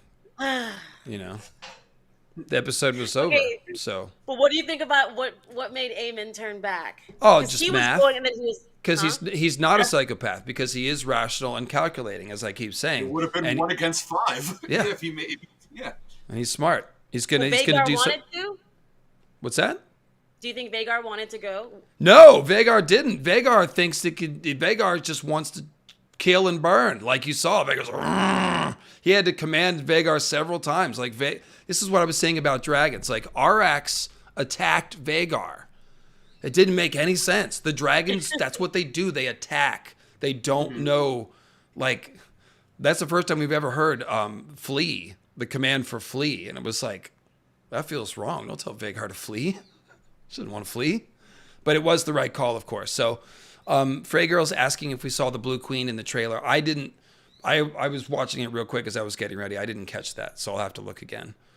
Hugh equals Sarah's son. Are they saying she stayed in King's Landing? Not clear. I mean, she was in King's Landing for a while and then went to Essos. So, I mean, they could play with the timeline a little bit, but we'll have to see. I don't think it matters too much.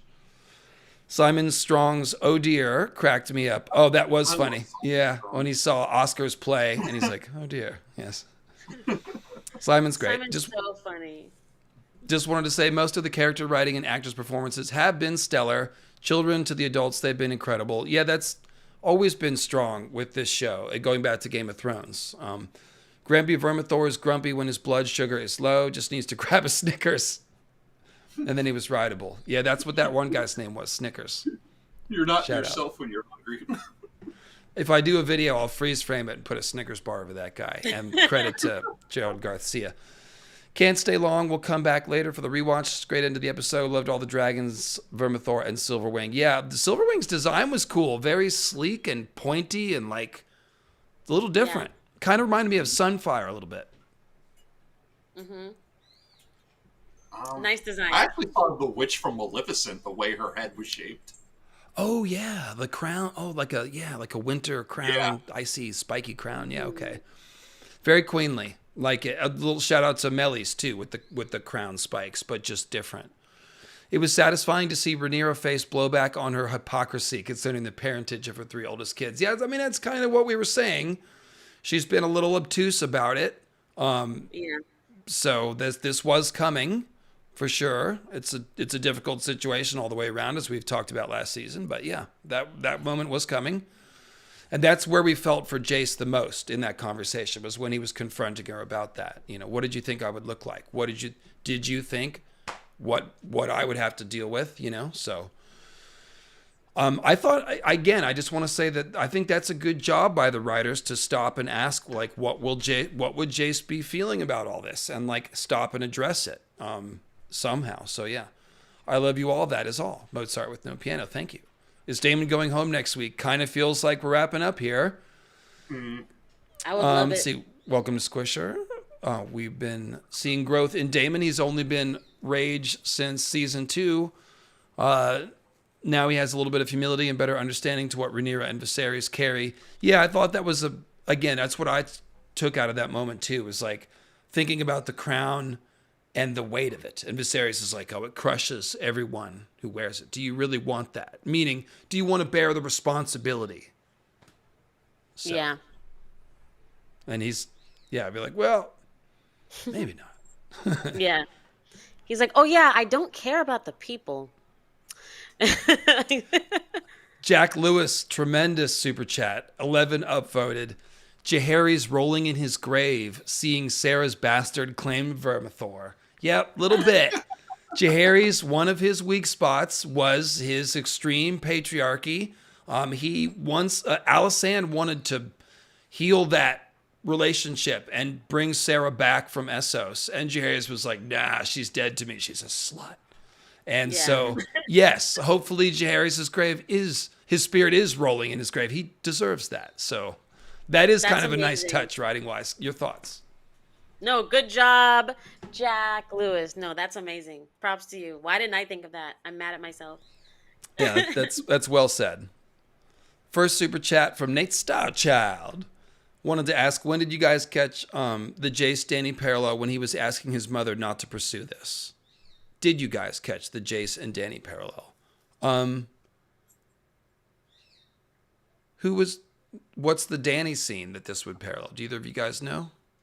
When she tells Jon not to tell anyone about his true parentage.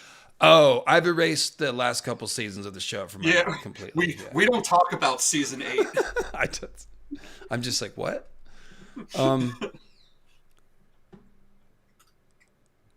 I think that was the moment where we least sympathized with Jace, when he's asking her not to pursue this just because of how he'll be perceived in the future. Like, Jace, there is no future if we don't get some more Dragon Riders. So that was a little selfish and myopic on his point. He had a point.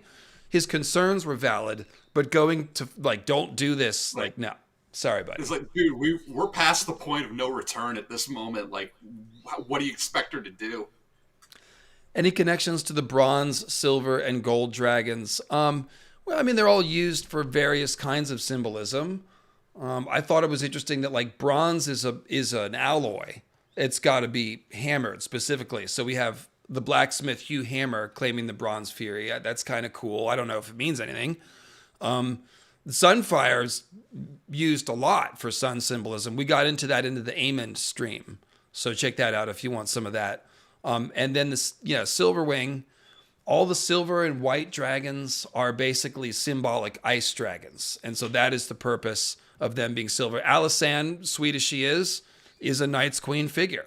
Her hair goes snow white and her eyes are specifically blue and not purple. So she's very winter coated, and she goes to the wall and renames the night, shuts down the Night Fort, and there's a lot there. Check out Queen Alysanne at the Wall is a video that I did, but we could go back for more on that. Go ahead, Nettles. What do you think about Silverwing being a mother?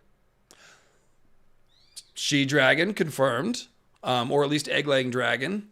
I still don't even think it's useful to think about male and female dragons. It's just egg-laying dragons and non-egg-laying dragons. That's all I see. But like I said, if Ulf had stepped 6 inches over and cracked one of those eggshells, which I don't know if you can, we don't know how hard they are. They might resist the drunk foot of Ulf, which he was sort of like walking funky, right? Like, he does have the injury's legit. He's not. Oh yeah. Yeah. Yeah, totally. He was gimpy. But I think maybe it was like lucky he didn't crack the eggs. Mama Silverwing might not have been happy. But yeah, I just thought it was cool. Like, Silverwing sleeping in her lair, laying eggs, just in retirement, just chilling.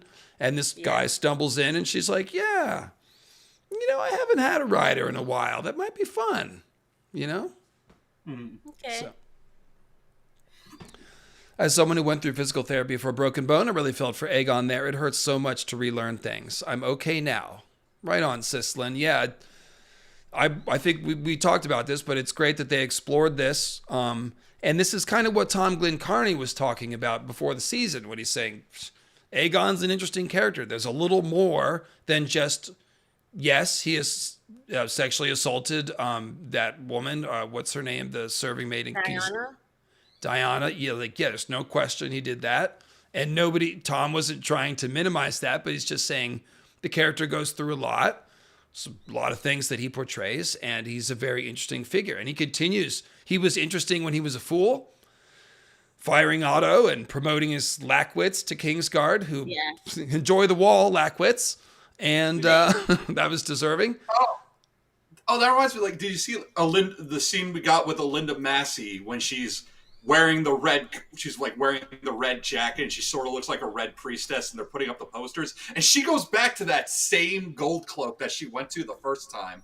So I have an idea who that gold cloak is, but the fact that it's the same guy again, really is like that guy's important. I think that guy's going to crop up later. We're going to learn his name and I'm pretty sure it's going to end up being exactly who I think it is. Yeah, it's not a spoiler to say the name Luther Largent. I mean, I think that's that's your suspicion. Yeah.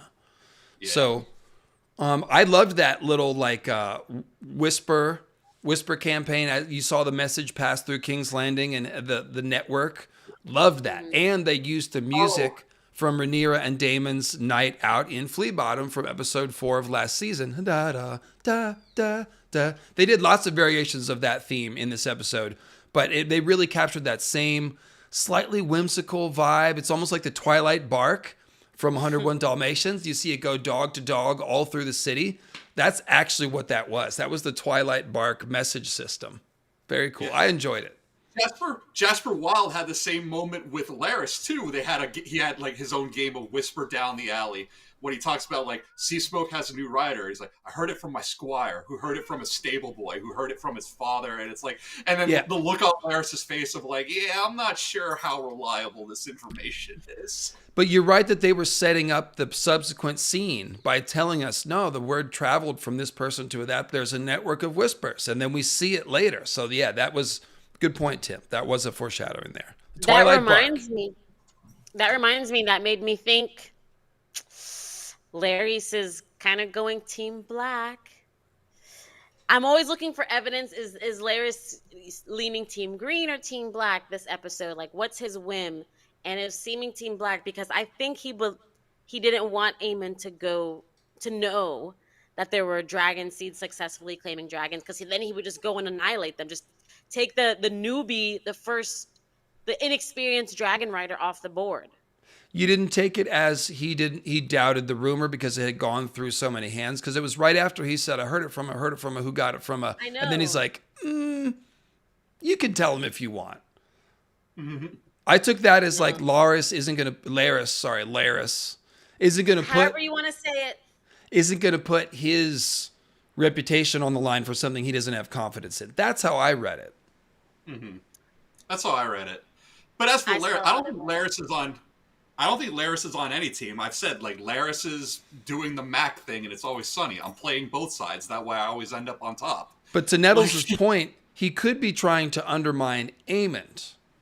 With that is true. The chat is picking up on that. So yeah, that's true. He definitely is not in with Aemon, and there's a little bit of fear. I'm not going to throw some rumor in front of him, and also, if he doesn't find out about it, then maybe that'll unbalance him a little bit, and I can use that to my advantage somehow. But as with Larys, we're always guessing. Yeah. Never know what Larry the Cable Guy is up to. So. Larys. Let's do scene of the week. Since we've talked about a lot of the scenes, we should be able to pick these really quick. I'm claiming the Vermithor roasts everybody scene. That was absolutely my favorite scene. Specifically the chaos of it that so frightened you, Nettles. I loved it. Thought it was glorious. And I love Rhaenyra taking it in. I felt very connected to this scene, and I felt like it was very connected to the essence of the Targaryens. And I also feel like the Dragon Keepers were out of line. You know, Rhaenyra is a dragon lord. They are not. They keep the dragons. She rides a dragon. If she says this is what we're doing, they need to serve her ends, I think. I did like the Andal slight, because I hate the Andals, but I loved Rhaenyra saying, I know better than you, and then proceeding with it and getting the results she wanted to. So, like, screw those Dragon Keepers.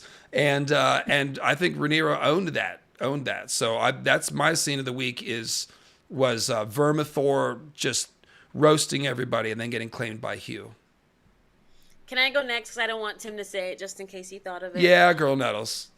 We can give Tim the last one. That's the hardest slot. It's the opening scene, the who the F are you standoff between Rhaenyra and Adam. Because it shows that Rhaenyra is my queen, the one true queen, the merciful. I call her Rhaenyra the merciful because anyone else, like, probably wouldn't be talking to him. They might have just roasted him, taken him off the board. But she needed him, though, right? She went after him, like, trying to make us think that she thought he was a threat. Like, who claimed a dragon? I'm like, get on my dragon and just go until the next episode, making us think that she's about that action. But well, she definitely needed to be ready to throw down. But her hope is that she can have someone could claim. That's what she was trying to do, is get someone to claim Sea Smoke. So I thought it was interesting how she was. Half of her was on guard and preparing to, like, do I have to fight? And half of her was like, but do I have an ally? So yeah, and really Adam gave her that reassurance, which I liked, and she was still kind of, I think, a little bit too mean to him after that. Like, okay, like, just believe him. But I just loved, for the scene of the week, I chose it for the cinematography. Like, not so much the content. Like, there was better dialogue in other scenes, but the feeling of it and the cinematography and the sound, like I said, the dragon snorting, like, they really used the dragon sound to let the characters have this Western standoff tension. Like, they weren't speaking. The dragons were anger translating for them almost. And it was just such an interesting... They're doing a lot of different cool things with the dragons. They're showing a dragon chasing down a rider. They're showing dragons eating people. They're showing Aemon's claiming Vagar was very unique. We've seen various kinds of dragon fights in different kinds of weather. And this was a new thing. With the dragons Wild West standoff, and then the dragons are like, "Oh, we're friends. Let's go fly together." So, yeah, that was a great scene. And Cyrax, and Sea Smoke was so big. Sea Smoke and Cyrax used to be married. Right. Remember? Right.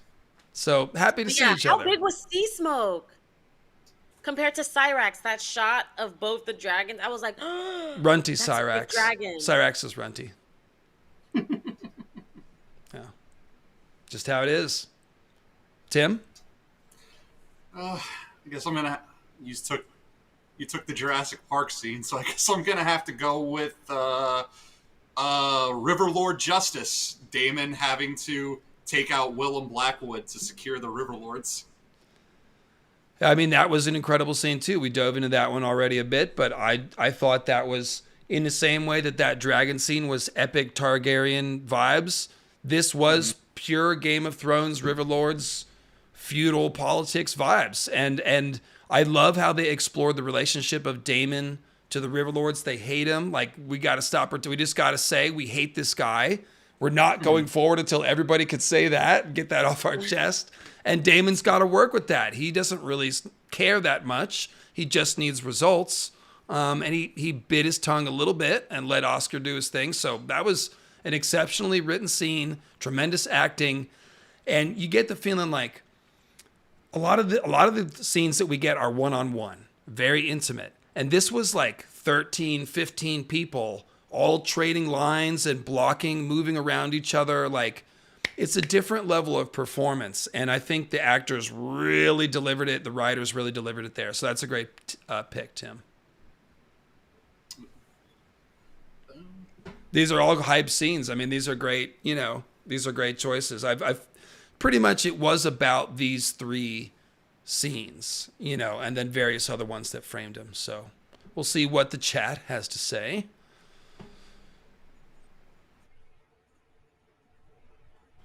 We haven't done Actor of the Week. We'll get there. So we're going to put this poll to the chat. Let me get a couple more supers while we're doing that. So we got to tackle some of these here. I don't want to give up on Nettles, but I can already see what happens with little Aegon and Viserys as why Rhaena turns, leading to Daemon protecting her. A lot of spoiler. There's definitely, you can see the alternate plot path with, Rhaena occupying some of that space. We have talked about that, and we will, again, react to it when it happens. I agree with David about Corlys and his sons. One saves his life, one claims a dragon before he acknowledges them. Yeah, it kind of fits with Corlys's sort of puffed up family pride and, image and stuff, but also let's reserve judgment until we see how it plays out. But tentatively, yeah, I'm kind of raising an eyebrow. Corlys showed up like the lost dad with the milk. I'm back, son. Oh, look, you got a dragon. Wonderful. Or yeah, like the father that didn't acknowledge you until you got famous, and then he's like, "Oh, son." Basketball players, yeah. Shaquille O'Neal rapped about that, as a matter of fact, about his foster father Phil.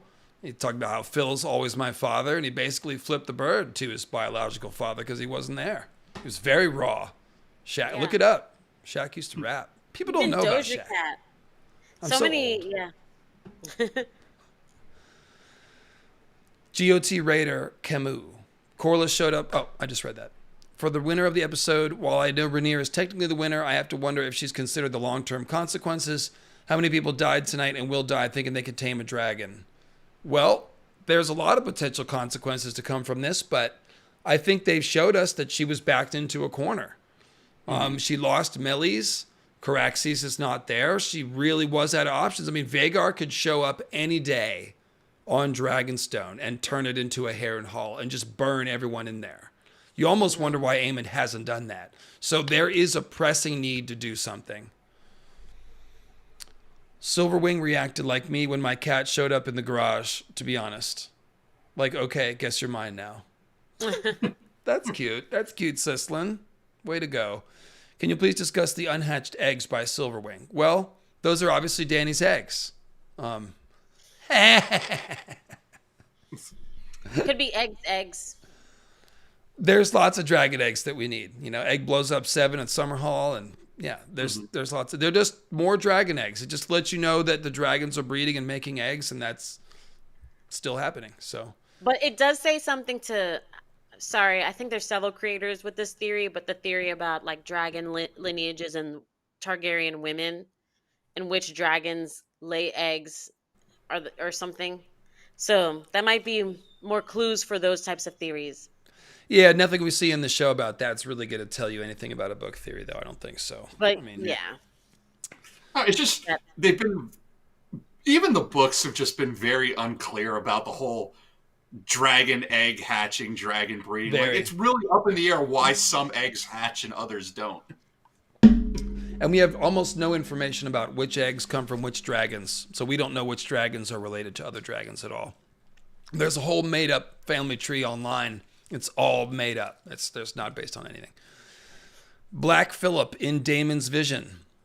You mean a Black Phillip? There was a black goat. It might have autocorrected. Like, Sheep stealer sacrifice. Simon is one of the best written characters with just a look. Rhaena doing nothing again. Rhaena's, if you put all Rhaena's scenes together, it'd be like a minute and a half for this whole season. Kind of feels like mainly they should have condensed. I say writer's strike things are happening here because it's weirdly cut. It's weirdly chopped. Admittedly. Yeah, same thing I said to Rhaenyra. Like, Rhaena, I better not see you make that face again unless you're on a dragon. Like, oh, I'm wistful. Should I go here? Like, do it. It's painful. But what was the lore we got? She was 14. There was a line. She tried to that claim Raina was Sea Smoke, 14. and Sea Smoke almost ate her. Things we could have. This must, yeah, again, writer's strike. Like, there must have been a problem with the scene, and so they cut it. Because all the characters are acting like we've seen it. There's never been an exposition scene where someone explained it. Like, they know that we didn't see it, and they got to tell us about it. Corliss just refers, oh, yeah, the dragons here don't want anything to do with her. And the week before, somebody was like, oh, she tried to claim a dragon, and she failed. And we're all like, when? What dragon? So I think something was cut. Now it's Sea Smoke, so cool. More lore. Love the episode. Can't wait for the finale. The season was over in a blink. Love these lives. I think I almost might want to do a season finale preview episode. There was some interesting stuff in the trailer, and I really don't think anyone knows how they're going to end this season. So today's episode is about insecurity. Jace's insecurity being a bastard, Daemon with being king consort, Corliss and his heirs. There's a long list. Yeah, that's a good observation, Paku. Good one. Cregan Stark is going to warg a dragon. Confirmed. That already happened. That was cut too. Writer strike. Are you telling me these blonde-haired, blue-eyed monarchy enthusiasts might also be racist, and the story might be deconstructing that ideal? Yes, O'Reilly, exactly. That's what I'm telling you. Let's see. Jace is threatened of his own civil war succession crisis when his mother dies if they win, and that still is a legitimate complaint. Like we said, Jace is existing in the context of feudal monarchy. Yeah, I said that. Thanks for echoing that. Makes me feel heard. This super chat came in a while ago too, so yeah, probably responding to what you were saying. I think this episode's opening is the best of the season. It was a great opening. Let's see how our chat is doing, or our poll is doing. Oh, I need to vote. Oh, they are speculating about who Philip is, which includes the goat Black Phillip from the movie The Witch. So the chat summary just answered our question. We got owned. Well, that's what AI is good for. All right, Nate Starchild filling us in too. Vermithor is winning, but all good scenes. I voted for Vermithor.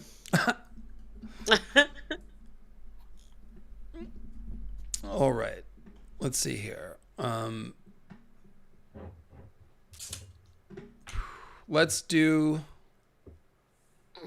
go ahead and call this poll and do the next one. Vermithor's got the clear advantage. And let's do loser of the week.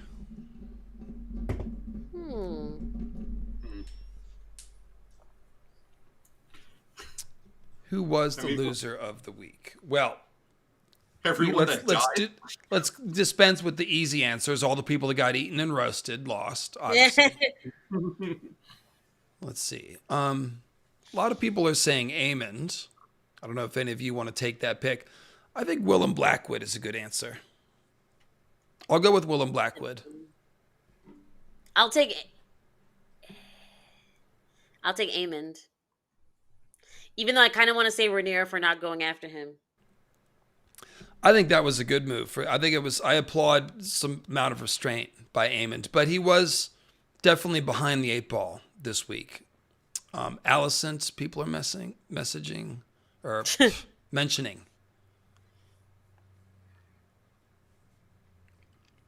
Some people are saying Aegon in the chat. Jace the bigot, Brienne's fast sister. Ooh, Jace. Jace did. That's probably a good pick, yeah. What's yours, Tim? I really don't. I find it very hurtful to say, but I know we can't say the people who died, but there was just something about the first guy who stepped up. Quasimodo! Yeah, his eyes were off kilter, right? Quasimodo. I almost said that because he was in my notes, but I'm like, no, because Dave said we can't say the people who roasted. I thought that was Silver Denny's. I don't know if that was makeup or if that's the way the dude really looks, so I don't want to be mean, but he really had that inbred look down. That was like my first thought when I saw him. But I don't know if that's just how the guy really looks, so I feel bad saying it. Quasimodo's nice. Quasimodo's a good character, so I'll just call him that. But yeah, I wanted him to win because I'm like, oh, imagine if someone who looked like him could claim a dragon. Oh, people, I knew chat saying better. that was But part of me. chat saying that was Silver Dennis. Oh, God. I'm going to say that's Silver Denny's from Antares. Yeah, that's him. Okay. I think that somebody should have picked it was Jace though. I do think Jace was I'm going to go ahead I know.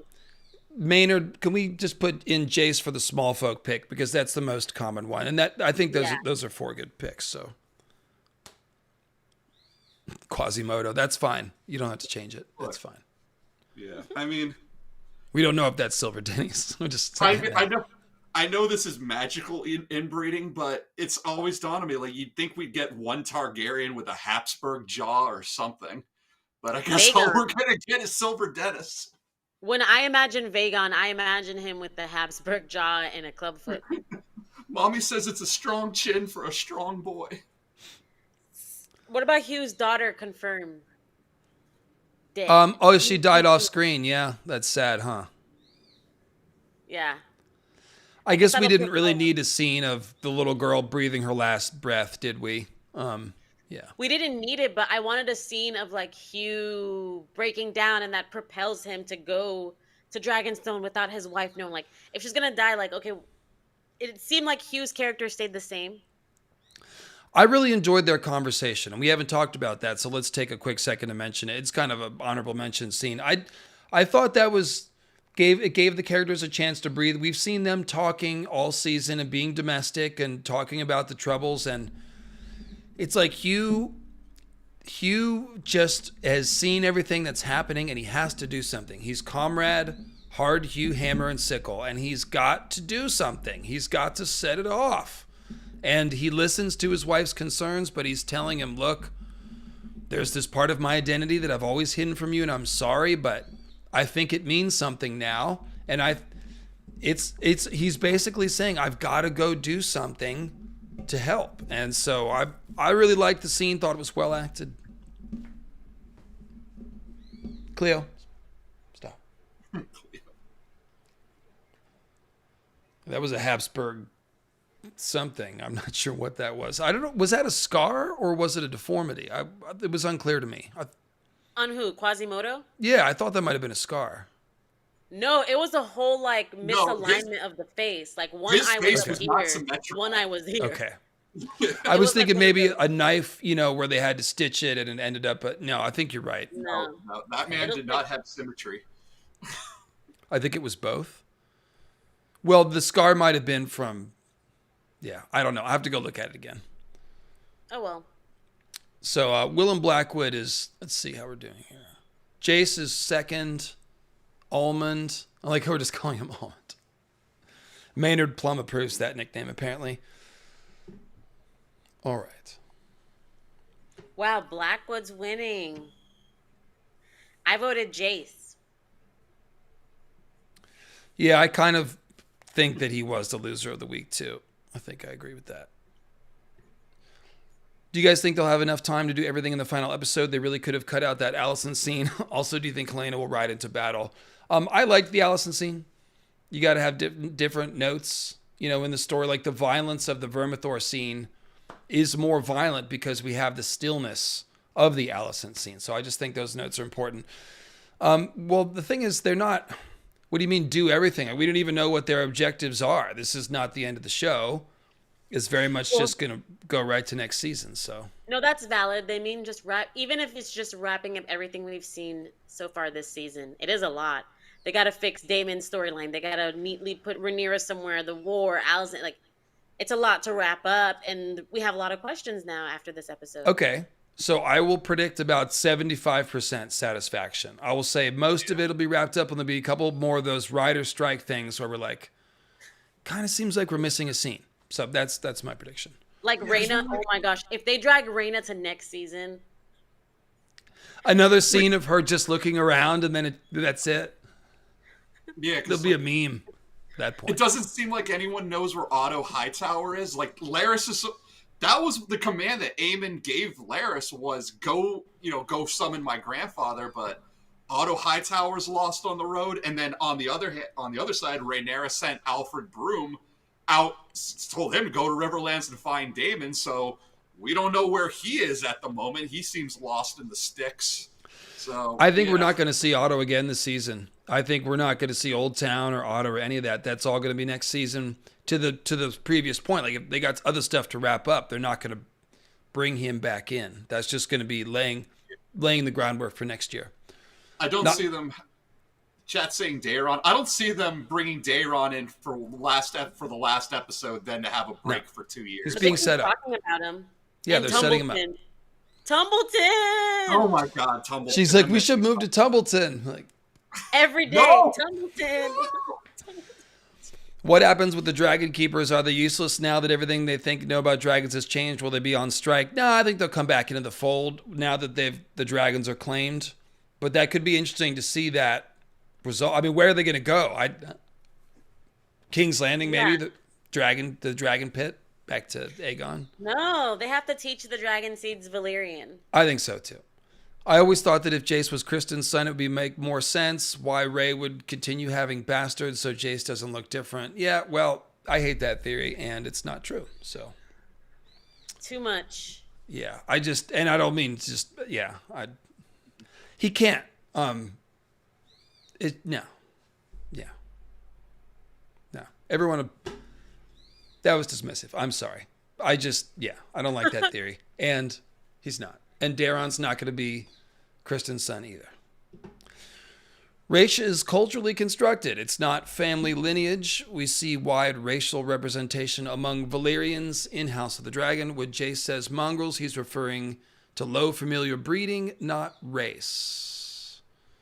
I'm not sure the hair you're trying to split, because he's definitely talking about racial purity and Valyrian supremacy. So I stand by what I said. It is both racist and classist, although I guess we're looking at what the difference is between race and ethnicity when it comes to Valyrians, because of House Velaryon being black now. So this is specifically race because it's a construct. The idea of the Valyrian race, like this is a perceived social status. And that is what Jace is wrestling with. He's like, well, who's Valyrian and who's not? So this is very much a racial purity issue. I think I'm right about that. So, Yeah. Ghost Dreamer says everyone knows Rey gave birth to Jace, but more pragmatically, there could be more rebel dragon lords who challenge the dead monarch's chosen heir. Yes, I mean, again, we just said that Jace does have a point. The Targaryen dynasty is based in part on this idea of supremacy, and he's also a practical issue. He's saying, what if one of these other people wants to be king? Mm-hmm. Once we give them the biggest dragon, by the way. Rhaenyra could have vetted these people a little more. Like, wouldn't you have conducted interviews with all these people and then maybe let the best candidates go first? No, because she thinks they're gonna die. They're sacrifices, remember? But wait until I need to see Jace's reaction to Hugh, because especially when he was talking about that silver hair, I'm like, Hugh is everything that you're afraid of, Jace. Let's see. Hugh really looks the part. Thoughts on Hugh's pushed the woman out of the way to save her. Does Jace have a story like that? No. But because they cut out his entire story from Fire and Blood, so he's just left to be. Yeah, that I do not like. Thoughts on Hugh's mother being a bastard of Jaehaerys? Not a bastard of Jaehaerys. A bastard of Sarah, who is Jaehaerys' daughter. So a bastard grandchild of Jaehaerys. Sarah was in Essos and apparently wealthy. Doesn't sound right. This would be before then that she would have had Hugh while she was still in King's Landing. Ulf flying over to show off to his pub friends. LOL. Yes, that was pretty good. That's the best. Yeah. I told you. Yeah, Ulf and his pub friends seems like an homage to Cheers, you know? You want to go where everybody knows your name. Olaf the Dragon Lord. That's him. What do you think the maximum altitude of a dragon is? I think we're going to see Over the God's Eye at the end of season 3 or in season 4, perhaps. Who knows? What do you think of the moon? They could go all the way up to the moon, confirmed. Cats of Ulthar. Do you think? What do you think of Ryan Condal referring to the Vermithor scene as a ritual sacrifice? Kind of. That's what we're saying. Like Rhaenyra fed these people to the dragon and just let the dragon sort it out. So there was a sacrificial element to it. Yeah, I think it felt that way. Only death can pay for life. They felt like the goat. In Jurassic Park, the little penned up goat and the, Yeah. Rest in peace to Hughes. Go ahead, Nettles. Yeah, it was I'll say it definitely was a sowing of seeds because, when you sow seeds and you're tossing them about, not every seed is going to grow into a plant. Some don't grow, some get eaten by birds and squirrels and stuff. Like, I think that, it very much the so is like some will live and some will die and some will have the chance to grow and become a beautiful dragon riding flower. And now that's like a Bible verse. Some fall on concrete, some fall on soil. Yeah, that's good, Tim. It's poetry, poetic. Mm-hmm. All the River Lords wearing blue, is that other symbolism? Not intentionally, because the show's not thinking about my stupid symbolism ideas. They're George's. Not mine, but no. No. That's accidental. Like there is symbolism in House Tully of red and blue mixing and stuff, but that's got nothing to do with what we saw on TV tonight. But yeah, kind of, I guess. Do you think the Dragon Keepers will double cross Rhaenyra and go to the green side? That's what I just mentioned. Should we expect a rebellion from within the Dragonstone walls? No. I think they'll come around. They could try to leave and go to the Dragon Pit. That would be the other thing. And maybe they could defect. Yeah, this is Rhaenyra has done an abomination. I think they'll come around. They'll collectively bargain for a new contract. Yeah. I think they like the heat too. I think they would want to stay closer to the source because maybe they like the eggs and stuff too, not just the dragon keeping. Yeah, the Dragon Pit's kind of boring. I agree. Mm-hmm. There's a problem with the mystical beast. There is a problem with the mystical being taken out of dragon claiming. I don't see how it is. Can lead to questions of Targaryen's claim to the crown. Well, I mean, they're dealing with the idea of who is a Targaryen and who can claim the crown, certainly. But I don't understand the idea of the I mean, they're really playing up the idea that it's the dragon who chooses. That's pretty mystical to me. But because we know that, like, everyone who's claimed a dragon has dragon blood. The Velaryons are Valyrian. Even if they were never dragon lords, they probably still have the latent ability to claim dragons because they are Valyrian. And as I've said over and over, and as Tim has said, and as many of you will know, the Targaryens have married into House Velaryon going back to before the conquest. And so all Velaryons have at least some amount of Targaryen blood. So nobody that's not Valyrian has claimed a dragon. Yeah. And even if we go all the way back to old Valyria and the original 40 dragon riding families, it said the Targaryens themselves back in old Valyria were actually pretty low on the totem pole as far as power goes. So it's not, so the whole idea of Targaryen supremacy is like, no, it's Valyrian supremacy as a whole. Mm-hmm. That's how I take it too. And they've played up the idea that the Velaryons are just as Valyrian as the Targaryens. I mean, Corlys said that to Viserys. So I think what they're doing is they didn't reveal that Adam is Velaryon because they wanted Rhaenyra and Jace to have to deal with this open question. And then later they will eventually obviously learn who he is, and that'll sew that up. And we, the watchers, know that the lore isn't broken and they are all Valyrian. But it's certainly interesting to see Rhaenyra question it, isn't it? I think so. Yeah. So, Valyrian blood propaganda trying to set that up. No. Well, this is what we were just talking about. No, I don't think so. I just think they're exploring what it means. Because here's the thing that I was trying to say in my last video. The only thing that makes the Valyrians different is that they have reptilian DNA and can claim dragons. They are not smarter. They are not more noble. They are not longer lived. They are not stronger. They do not deserve to be superior to other people. They are just like everyone else, except for that they can claim dragons because some ancient people in the Great Empire of the Dawn did some lizard experiments. Okay? So the supremacy doctrine is what's propaganda. It's saying because we can claim dragons, therefore we are godlike. and we can break all customs if we want to, and we can rule over everyone, and we can burn people and massacre whole houses, and just don't question it because we're the Dragon Lords. That's the propaganda. And so the show is exploring and questioning that, even while not breaking the lore that you have to have lizard DNA. So I think they're doing a great job of doing just what the books do, is exploring the propaganda aspect. Because what George is doing is this is a trope. A magical race of people with a special power. The same with the Green Seer people, whether it's Crandog Men or Starks. Like anybody that is descended from the Children of the Forest can do Green Seer shit. Not anybody, but some people can. Similar concept. And so the Starks have ruled the North.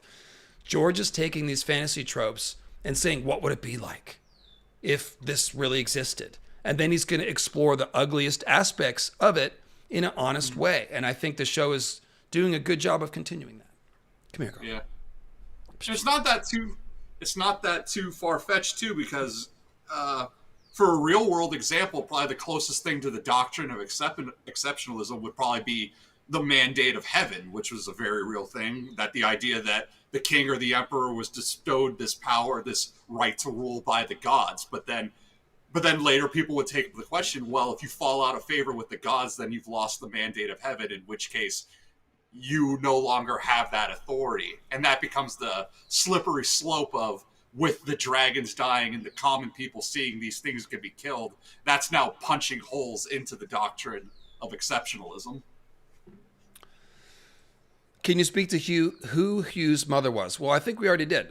Sarah Targaryen, that was Jaehaerys' daughter. It was the cause of the first quarrel between Jaehaerys and Alysanne. They had two great quarrels, and one of them was about whether or not they should let... This might have been the second quarrel, actually. The first one was about who is the heir when Rhaenys was first passed over, I believe. But yeah. Tim, do you know... Can you correct me on that? Which quarrel was which? It's okay if you don't know off the top of your head. It doesn't matter. It's one was no, one. You're right. It was the first quarrel was him passing. Was him choosing? Yeah, him going to Baelon as his successor after instead of Aemon's daughter Rhaenys. Yeah, Aemon's daughter Rhaenys. Yeah, and then the second is over Sarah. Right. So there is a little more history here, but basically this is a point of dissension between Jaehaerys and Alysanne based around, patriarchy and sort of like sex slut shaming, I guess we would say. Him disapproving of sexual morality sins. So she is an interesting character, and it kind of makes sense. Like if they're going to give us a connection to someone on the family tree, like this was a pretty logical one to do. So yeah. Do you think the show has changed Nettles' role from being Daemon's paramour to being the mother of Adam and Alan of Hull? I haven't thought about that. That doesn't make any sense to me. Nettles' whole point is the way that she claims sheep stealer. So making her somebody else's mother doesn't really square that to me. Maybe they're confusing Nettles and Mouse or something. Oh.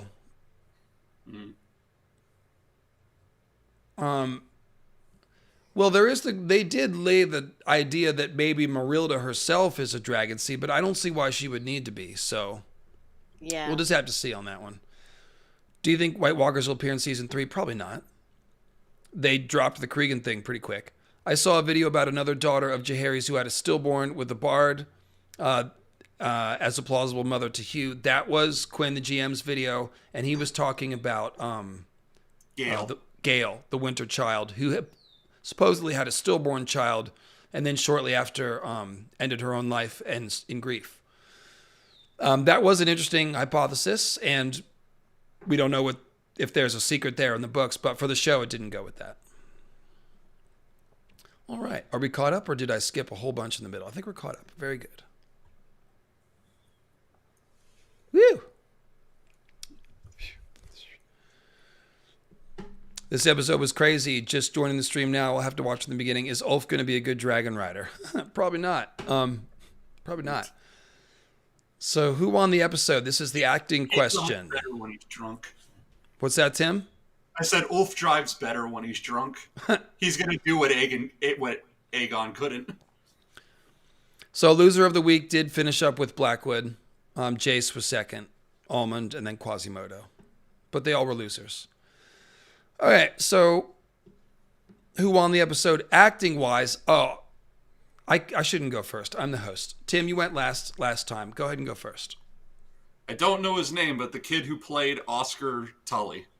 When a child actor steps up to bat like that, Archie Barnes.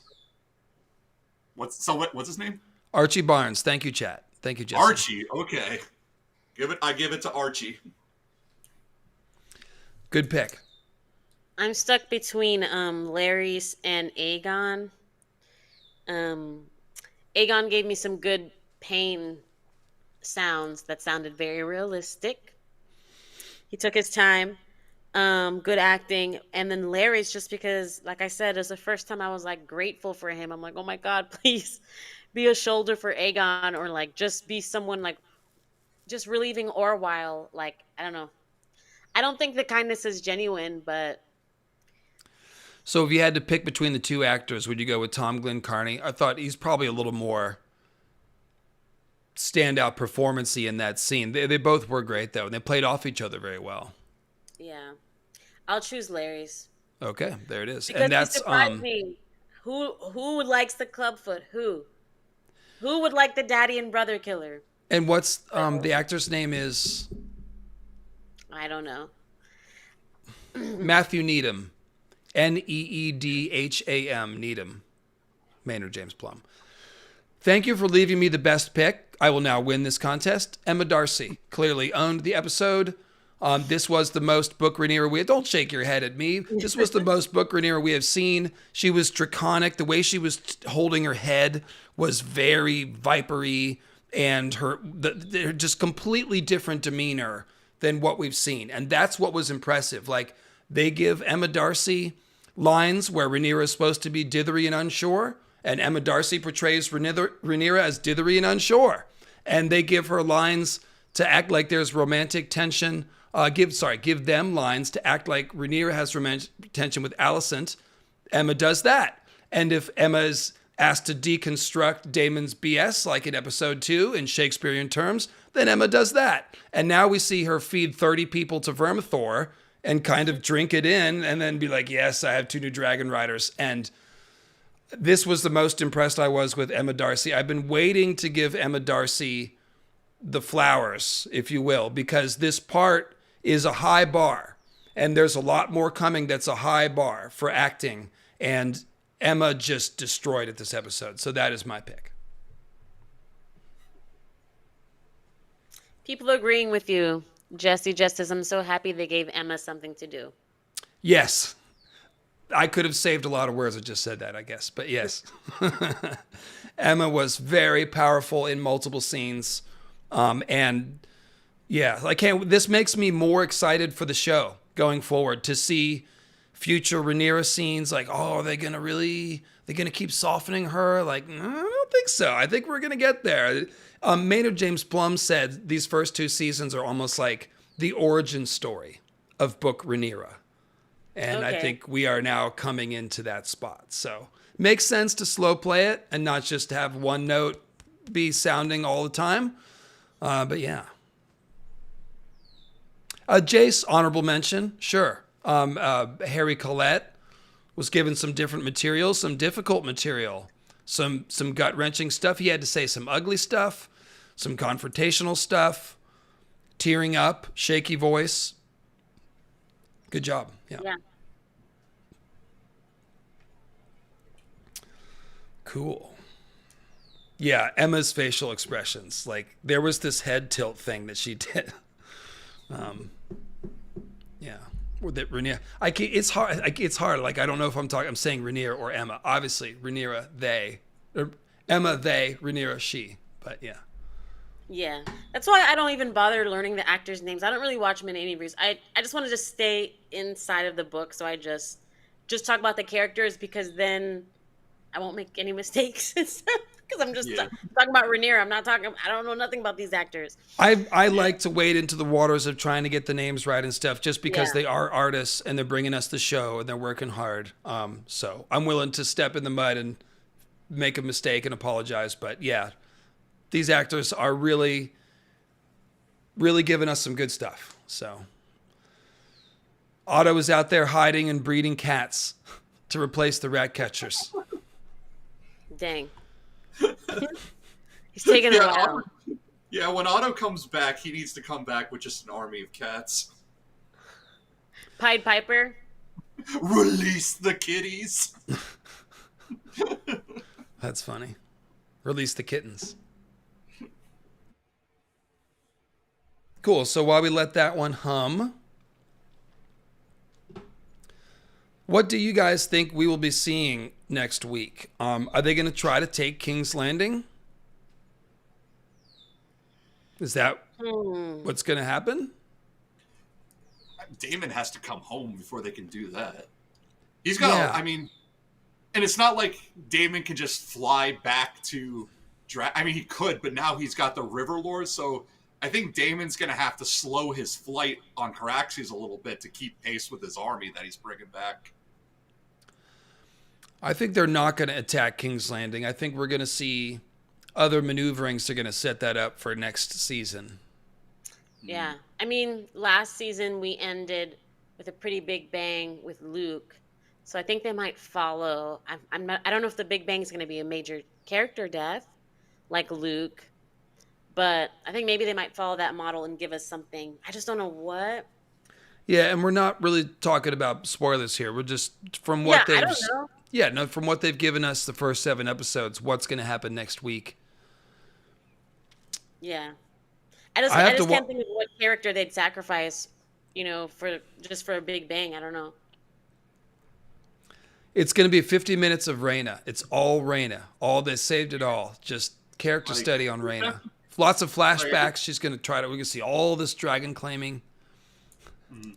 Like, just show us Bela at this point. Show us Bela, Jace has so much angst and animosity. If only he felt like, I don't know. Never mind. I'm done. I'm not going to go down that path. Final scene is what Tim predicts. Rhaena finds Sheep Stealer. Nettles already on her back in silhouette, the top of the hill. Yeah. So how's our... Archie Barnes, Oscar Tully, 51%. Emma Darcy, 41%. Matthew Needham, 5%. I still like your pick, Nettles.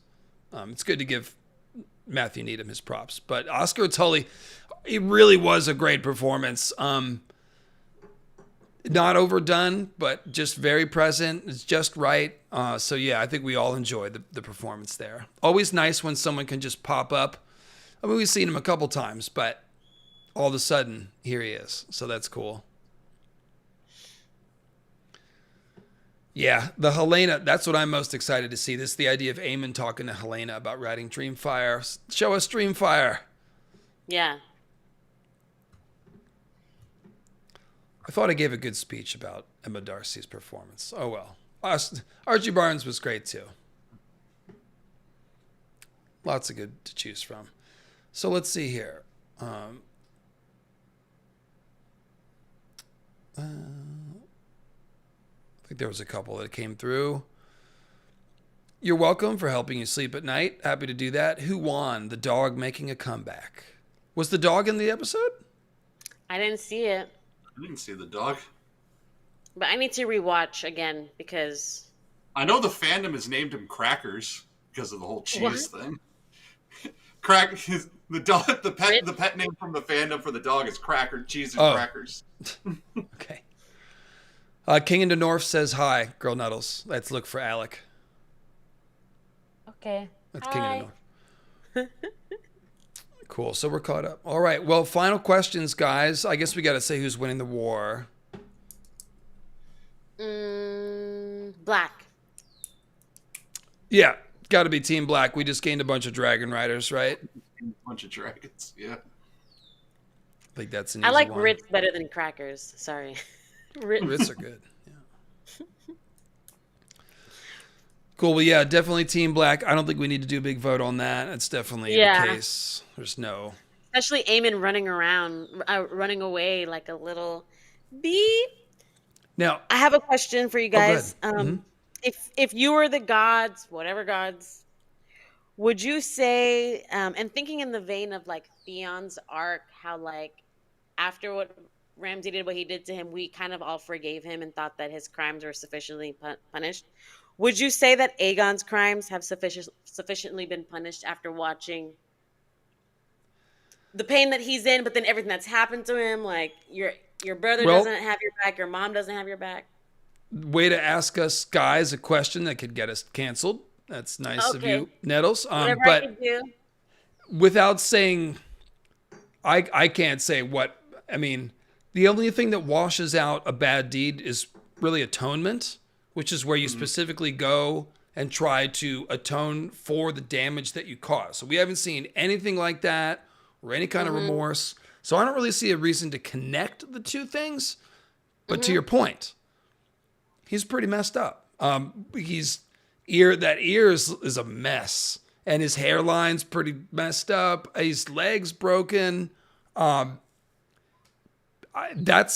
He fell from a dragon fight and got roasted by Vagar. Like, he was appropriately messed up. So I think that the actor is doing. The thing is, like, when you talk about empathizing with characters, just because a character did something horrible in a different episode doesn't stop your emotional self from relating to someone if they're in a situation that you can relate to. Like, Aegon is rehabilitating an injury. If you've gone through that or helped someone go through that, then you're going to relate to this. You're not thinking about the serving girl from last season, and don't really need to. Those are different things. So as humans, we're going to relate to what's going on in the scene, what we're watching. So we don't really have to sit here and go, oh, is Aegon still a bad person? Like, he's done bad things. He's not redeemed himself, but we can still relate to his experience. Absolutely. Like, this is the complexity. This is what we have to do as adults watching complex media. So, Yeah. Tim, I want to hear from you. But yeah, the reason I asked this question is just because I was thinking about, always why are the showrunners showing us this scene? And it's like something, God's karma, whatever you want to call it, has brought Aegon down from his high horse. And it reminds me of Jaime, it reminds me of Theon, even Bran, like all losing the things that they love the most, that was their identity, and being brought down for the purpose of an arc. So I'm trying to see, like, if these showrunners can write an arc so good for Aegon that could make me forgive him for his past crimes. I'm not saying yes yet, but I hey, the door is open. What do you think, Tim? No, I think rape is an unforgivable crime. I think it's one of Yeah. the worst. It's one of the worst things that a person could afflict upon another person, because your victim has to live with that. And we saw Diana again when she's working in the tavern. She leaves the Red Keep only to be assaulted by others. And then Aegon shows up and she has to serve him, and he doesn't even remember who she is. She's got to carry that weight. You always got to carry that trauma. So, yeah. You're muted, Dave. Dave, you're muted. I think that's a fair thing to say. I just mentioned atonement. There's not really a way to atone for that, is there? Yeah. There's no undoing that. So, yeah, I think that's well said. As I hear you say it, it sounds right. Yeah.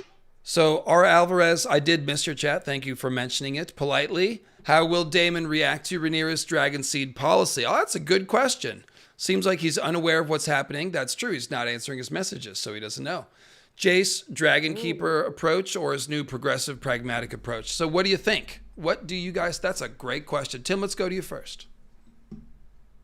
What was the question again? I'm sorry.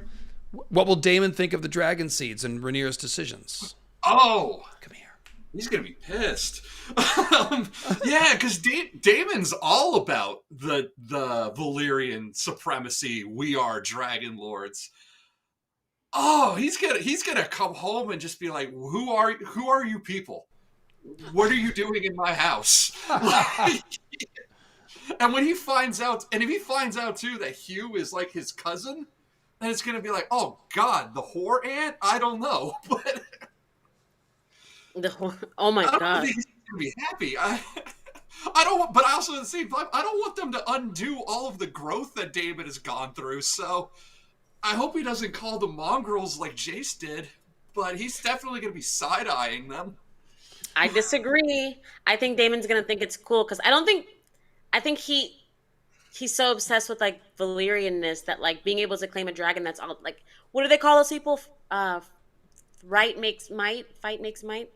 Right, The Might makes right. might makes right. Like he's one of those people. So it's like, okay, if you can claim a dragon, cool. That's why he talks to one daughter and not the other. I think Damon's reaction will be like, great, send them in first. Yeah. Frontline infantry. Yeah. I don't think he'll be mad that Rhaenyra had that idea because he was saying he would didn't he go and prep Vermithor for this? Yeah, but you will be the all-important first attack wave. Yeah, Tim, did you use the W word just now? Can I ask you not to do that? I wasn't sure if you had said it. I'm looking at the chat. It seems like you did say that. Okay, the promiscuous ant. It is used quite commonly by George in the books as a sort of context word, but yeah, it'd be cool if we could not say that. But it's okay. I forgive you. Yeah. I mean, I was speaking in Damon's words, so. Yes, well, we've been demonetized before by speaking in John Connington's words, so we've just got to make certain executive decisions. But nevertheless, To the front lines. frontline infantry is what I think Damon will be down. I think Damon will be down. We need Dragon Lords, and I think he might be interested because he's curious about the Valyrian ways, about just all of this stuff. So I kind of think he might be curious about it, but I can see it going either way. So now that the question has been asked, and very good question, we'll have to see. It doesn't really say in Fire and Blood, Daemon is around for the sowing of the seeds, isn't he? Is he? Maybe not. I feel like he was. Isn't it around. Damon's idea originally? No, Jace's idea. It's Jesus' like. I can't remember if he's around. I feel like he's around, or the timelines aren't that clear because it seems like the sowing happens before he goes to Harrenhal. Yeah, I can't remember now. I'll have to look it up. I mean, Daemon kind of just disappears for a few chapters in the book. He does. Okay, But didn't the show make him go to Harrenhal early? Yes, they did. Yeah. They saw Because Simon they Strong reading his lines and they were like, forget it. We're doing this all season. So Archie Barnes has won, pulled ahead, but Emma with a lot of support as well. And Matthew Needham got up to 6% from 5%. So. Woohoo! All right, and then we'll just take last questions. I think there might have been one more super chat, and then we will book it because I'm hungry. A couple more. Damon keeps having visions. Will Alice have to continue feeding him paste? It's not paste, it's tea. It's tea. You don't use boiling water to make weird paste. It's clearly tea. But we don't know how much tea you need to give and what the residual effects are. We don't know. We didn't see Alice this episode, unless it was that bird flying over while Alicent was swimming. So we'll just have to. I think we'll see her next week. So that's a to be continued, Dave. Having a dragon claim you before your father. Super funny and messed up, Lamau. Loved how Sea Smoke was ready to defend his man. The bond is legit. Yeah, it's got a lot of. The Sea Smoke Adam thing has a lot of personality for sure. How long is episode 8 going to be? I do not know. If anyone in the chat knows. Who will replace Alan Taylor since he's no longer executive producer? I do not know that either. Those are off-season questions, at least the second one. Once you get a saddle on a dragon, it never comes off. Will Tyrion make a saddle? So those saddles, yeah, they're kind of like nailed into the armor of the dragons. It's a little uncomfortable, to be honest. I don't like it. But yeah, the reins and stuff, they're like screwed in there. So they don't, they don't. It'd be kind of hard to put the saddle on and off the dragon repeatedly, I think. So yeah. But still, it was weird that Sea Smoke had one, and it's like, dang, Laenor's been gone a long time, so Sea Smoke's just been flying. Like, they could have taken it off the day Laenor died. You're right. It is a little incongruous to see the dragon Yeah. living in the cave and it's got the saddle still. I feel you. It is a little strange, but Yeah. I just think of how often my cats get their collars off on their own and Sea Smoke can't shake off the saddle. they probably could if they wanted to. So they must. Maybe it's like in Lady and the Tramp, how the dogs that have collars are all proud of them. Maybe it's like that. I'm a house dragon. Yeah. Yeah.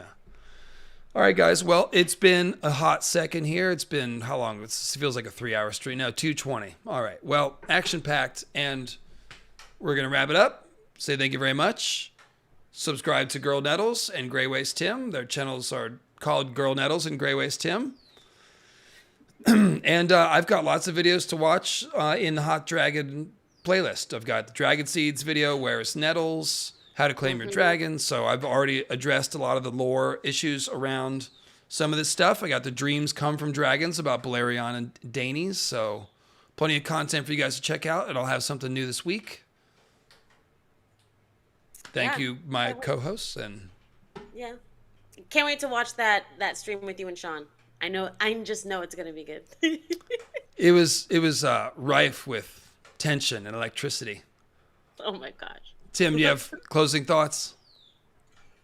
No, I gotta watch this stream. I'm so behind on my YouTube subs. I'm still catching up from stuff. Oh, I just meant closing thoughts about how you're feeling about the show. It seems like you're feeling a little more positive than the last couple weeks. Yeah.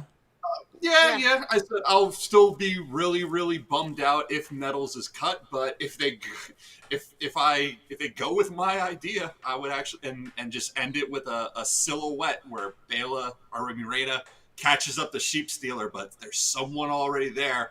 Cue the Pokemon battle theme music. I'd be so happy. But it's bittersweet that it's ending though. It's bittersweet that it's ending, so yeah, I can't wait to see all our friends, I guess, next week, but still, it's like, oh no. Well, we could still hang out and do some streams. Nettles, I'm always happy to come on your channel and mix it up with your chaos. And Yeah. You actually owe me a debate that you signed up for, but after the show finished. Yeah. Well, what debate? I'll tell you later. Okay. That'll be exciting to find out. All right. Cool. I'm a man of my word, so I'll do it, whatever it was. All right. Okay, see you guys. Thank you.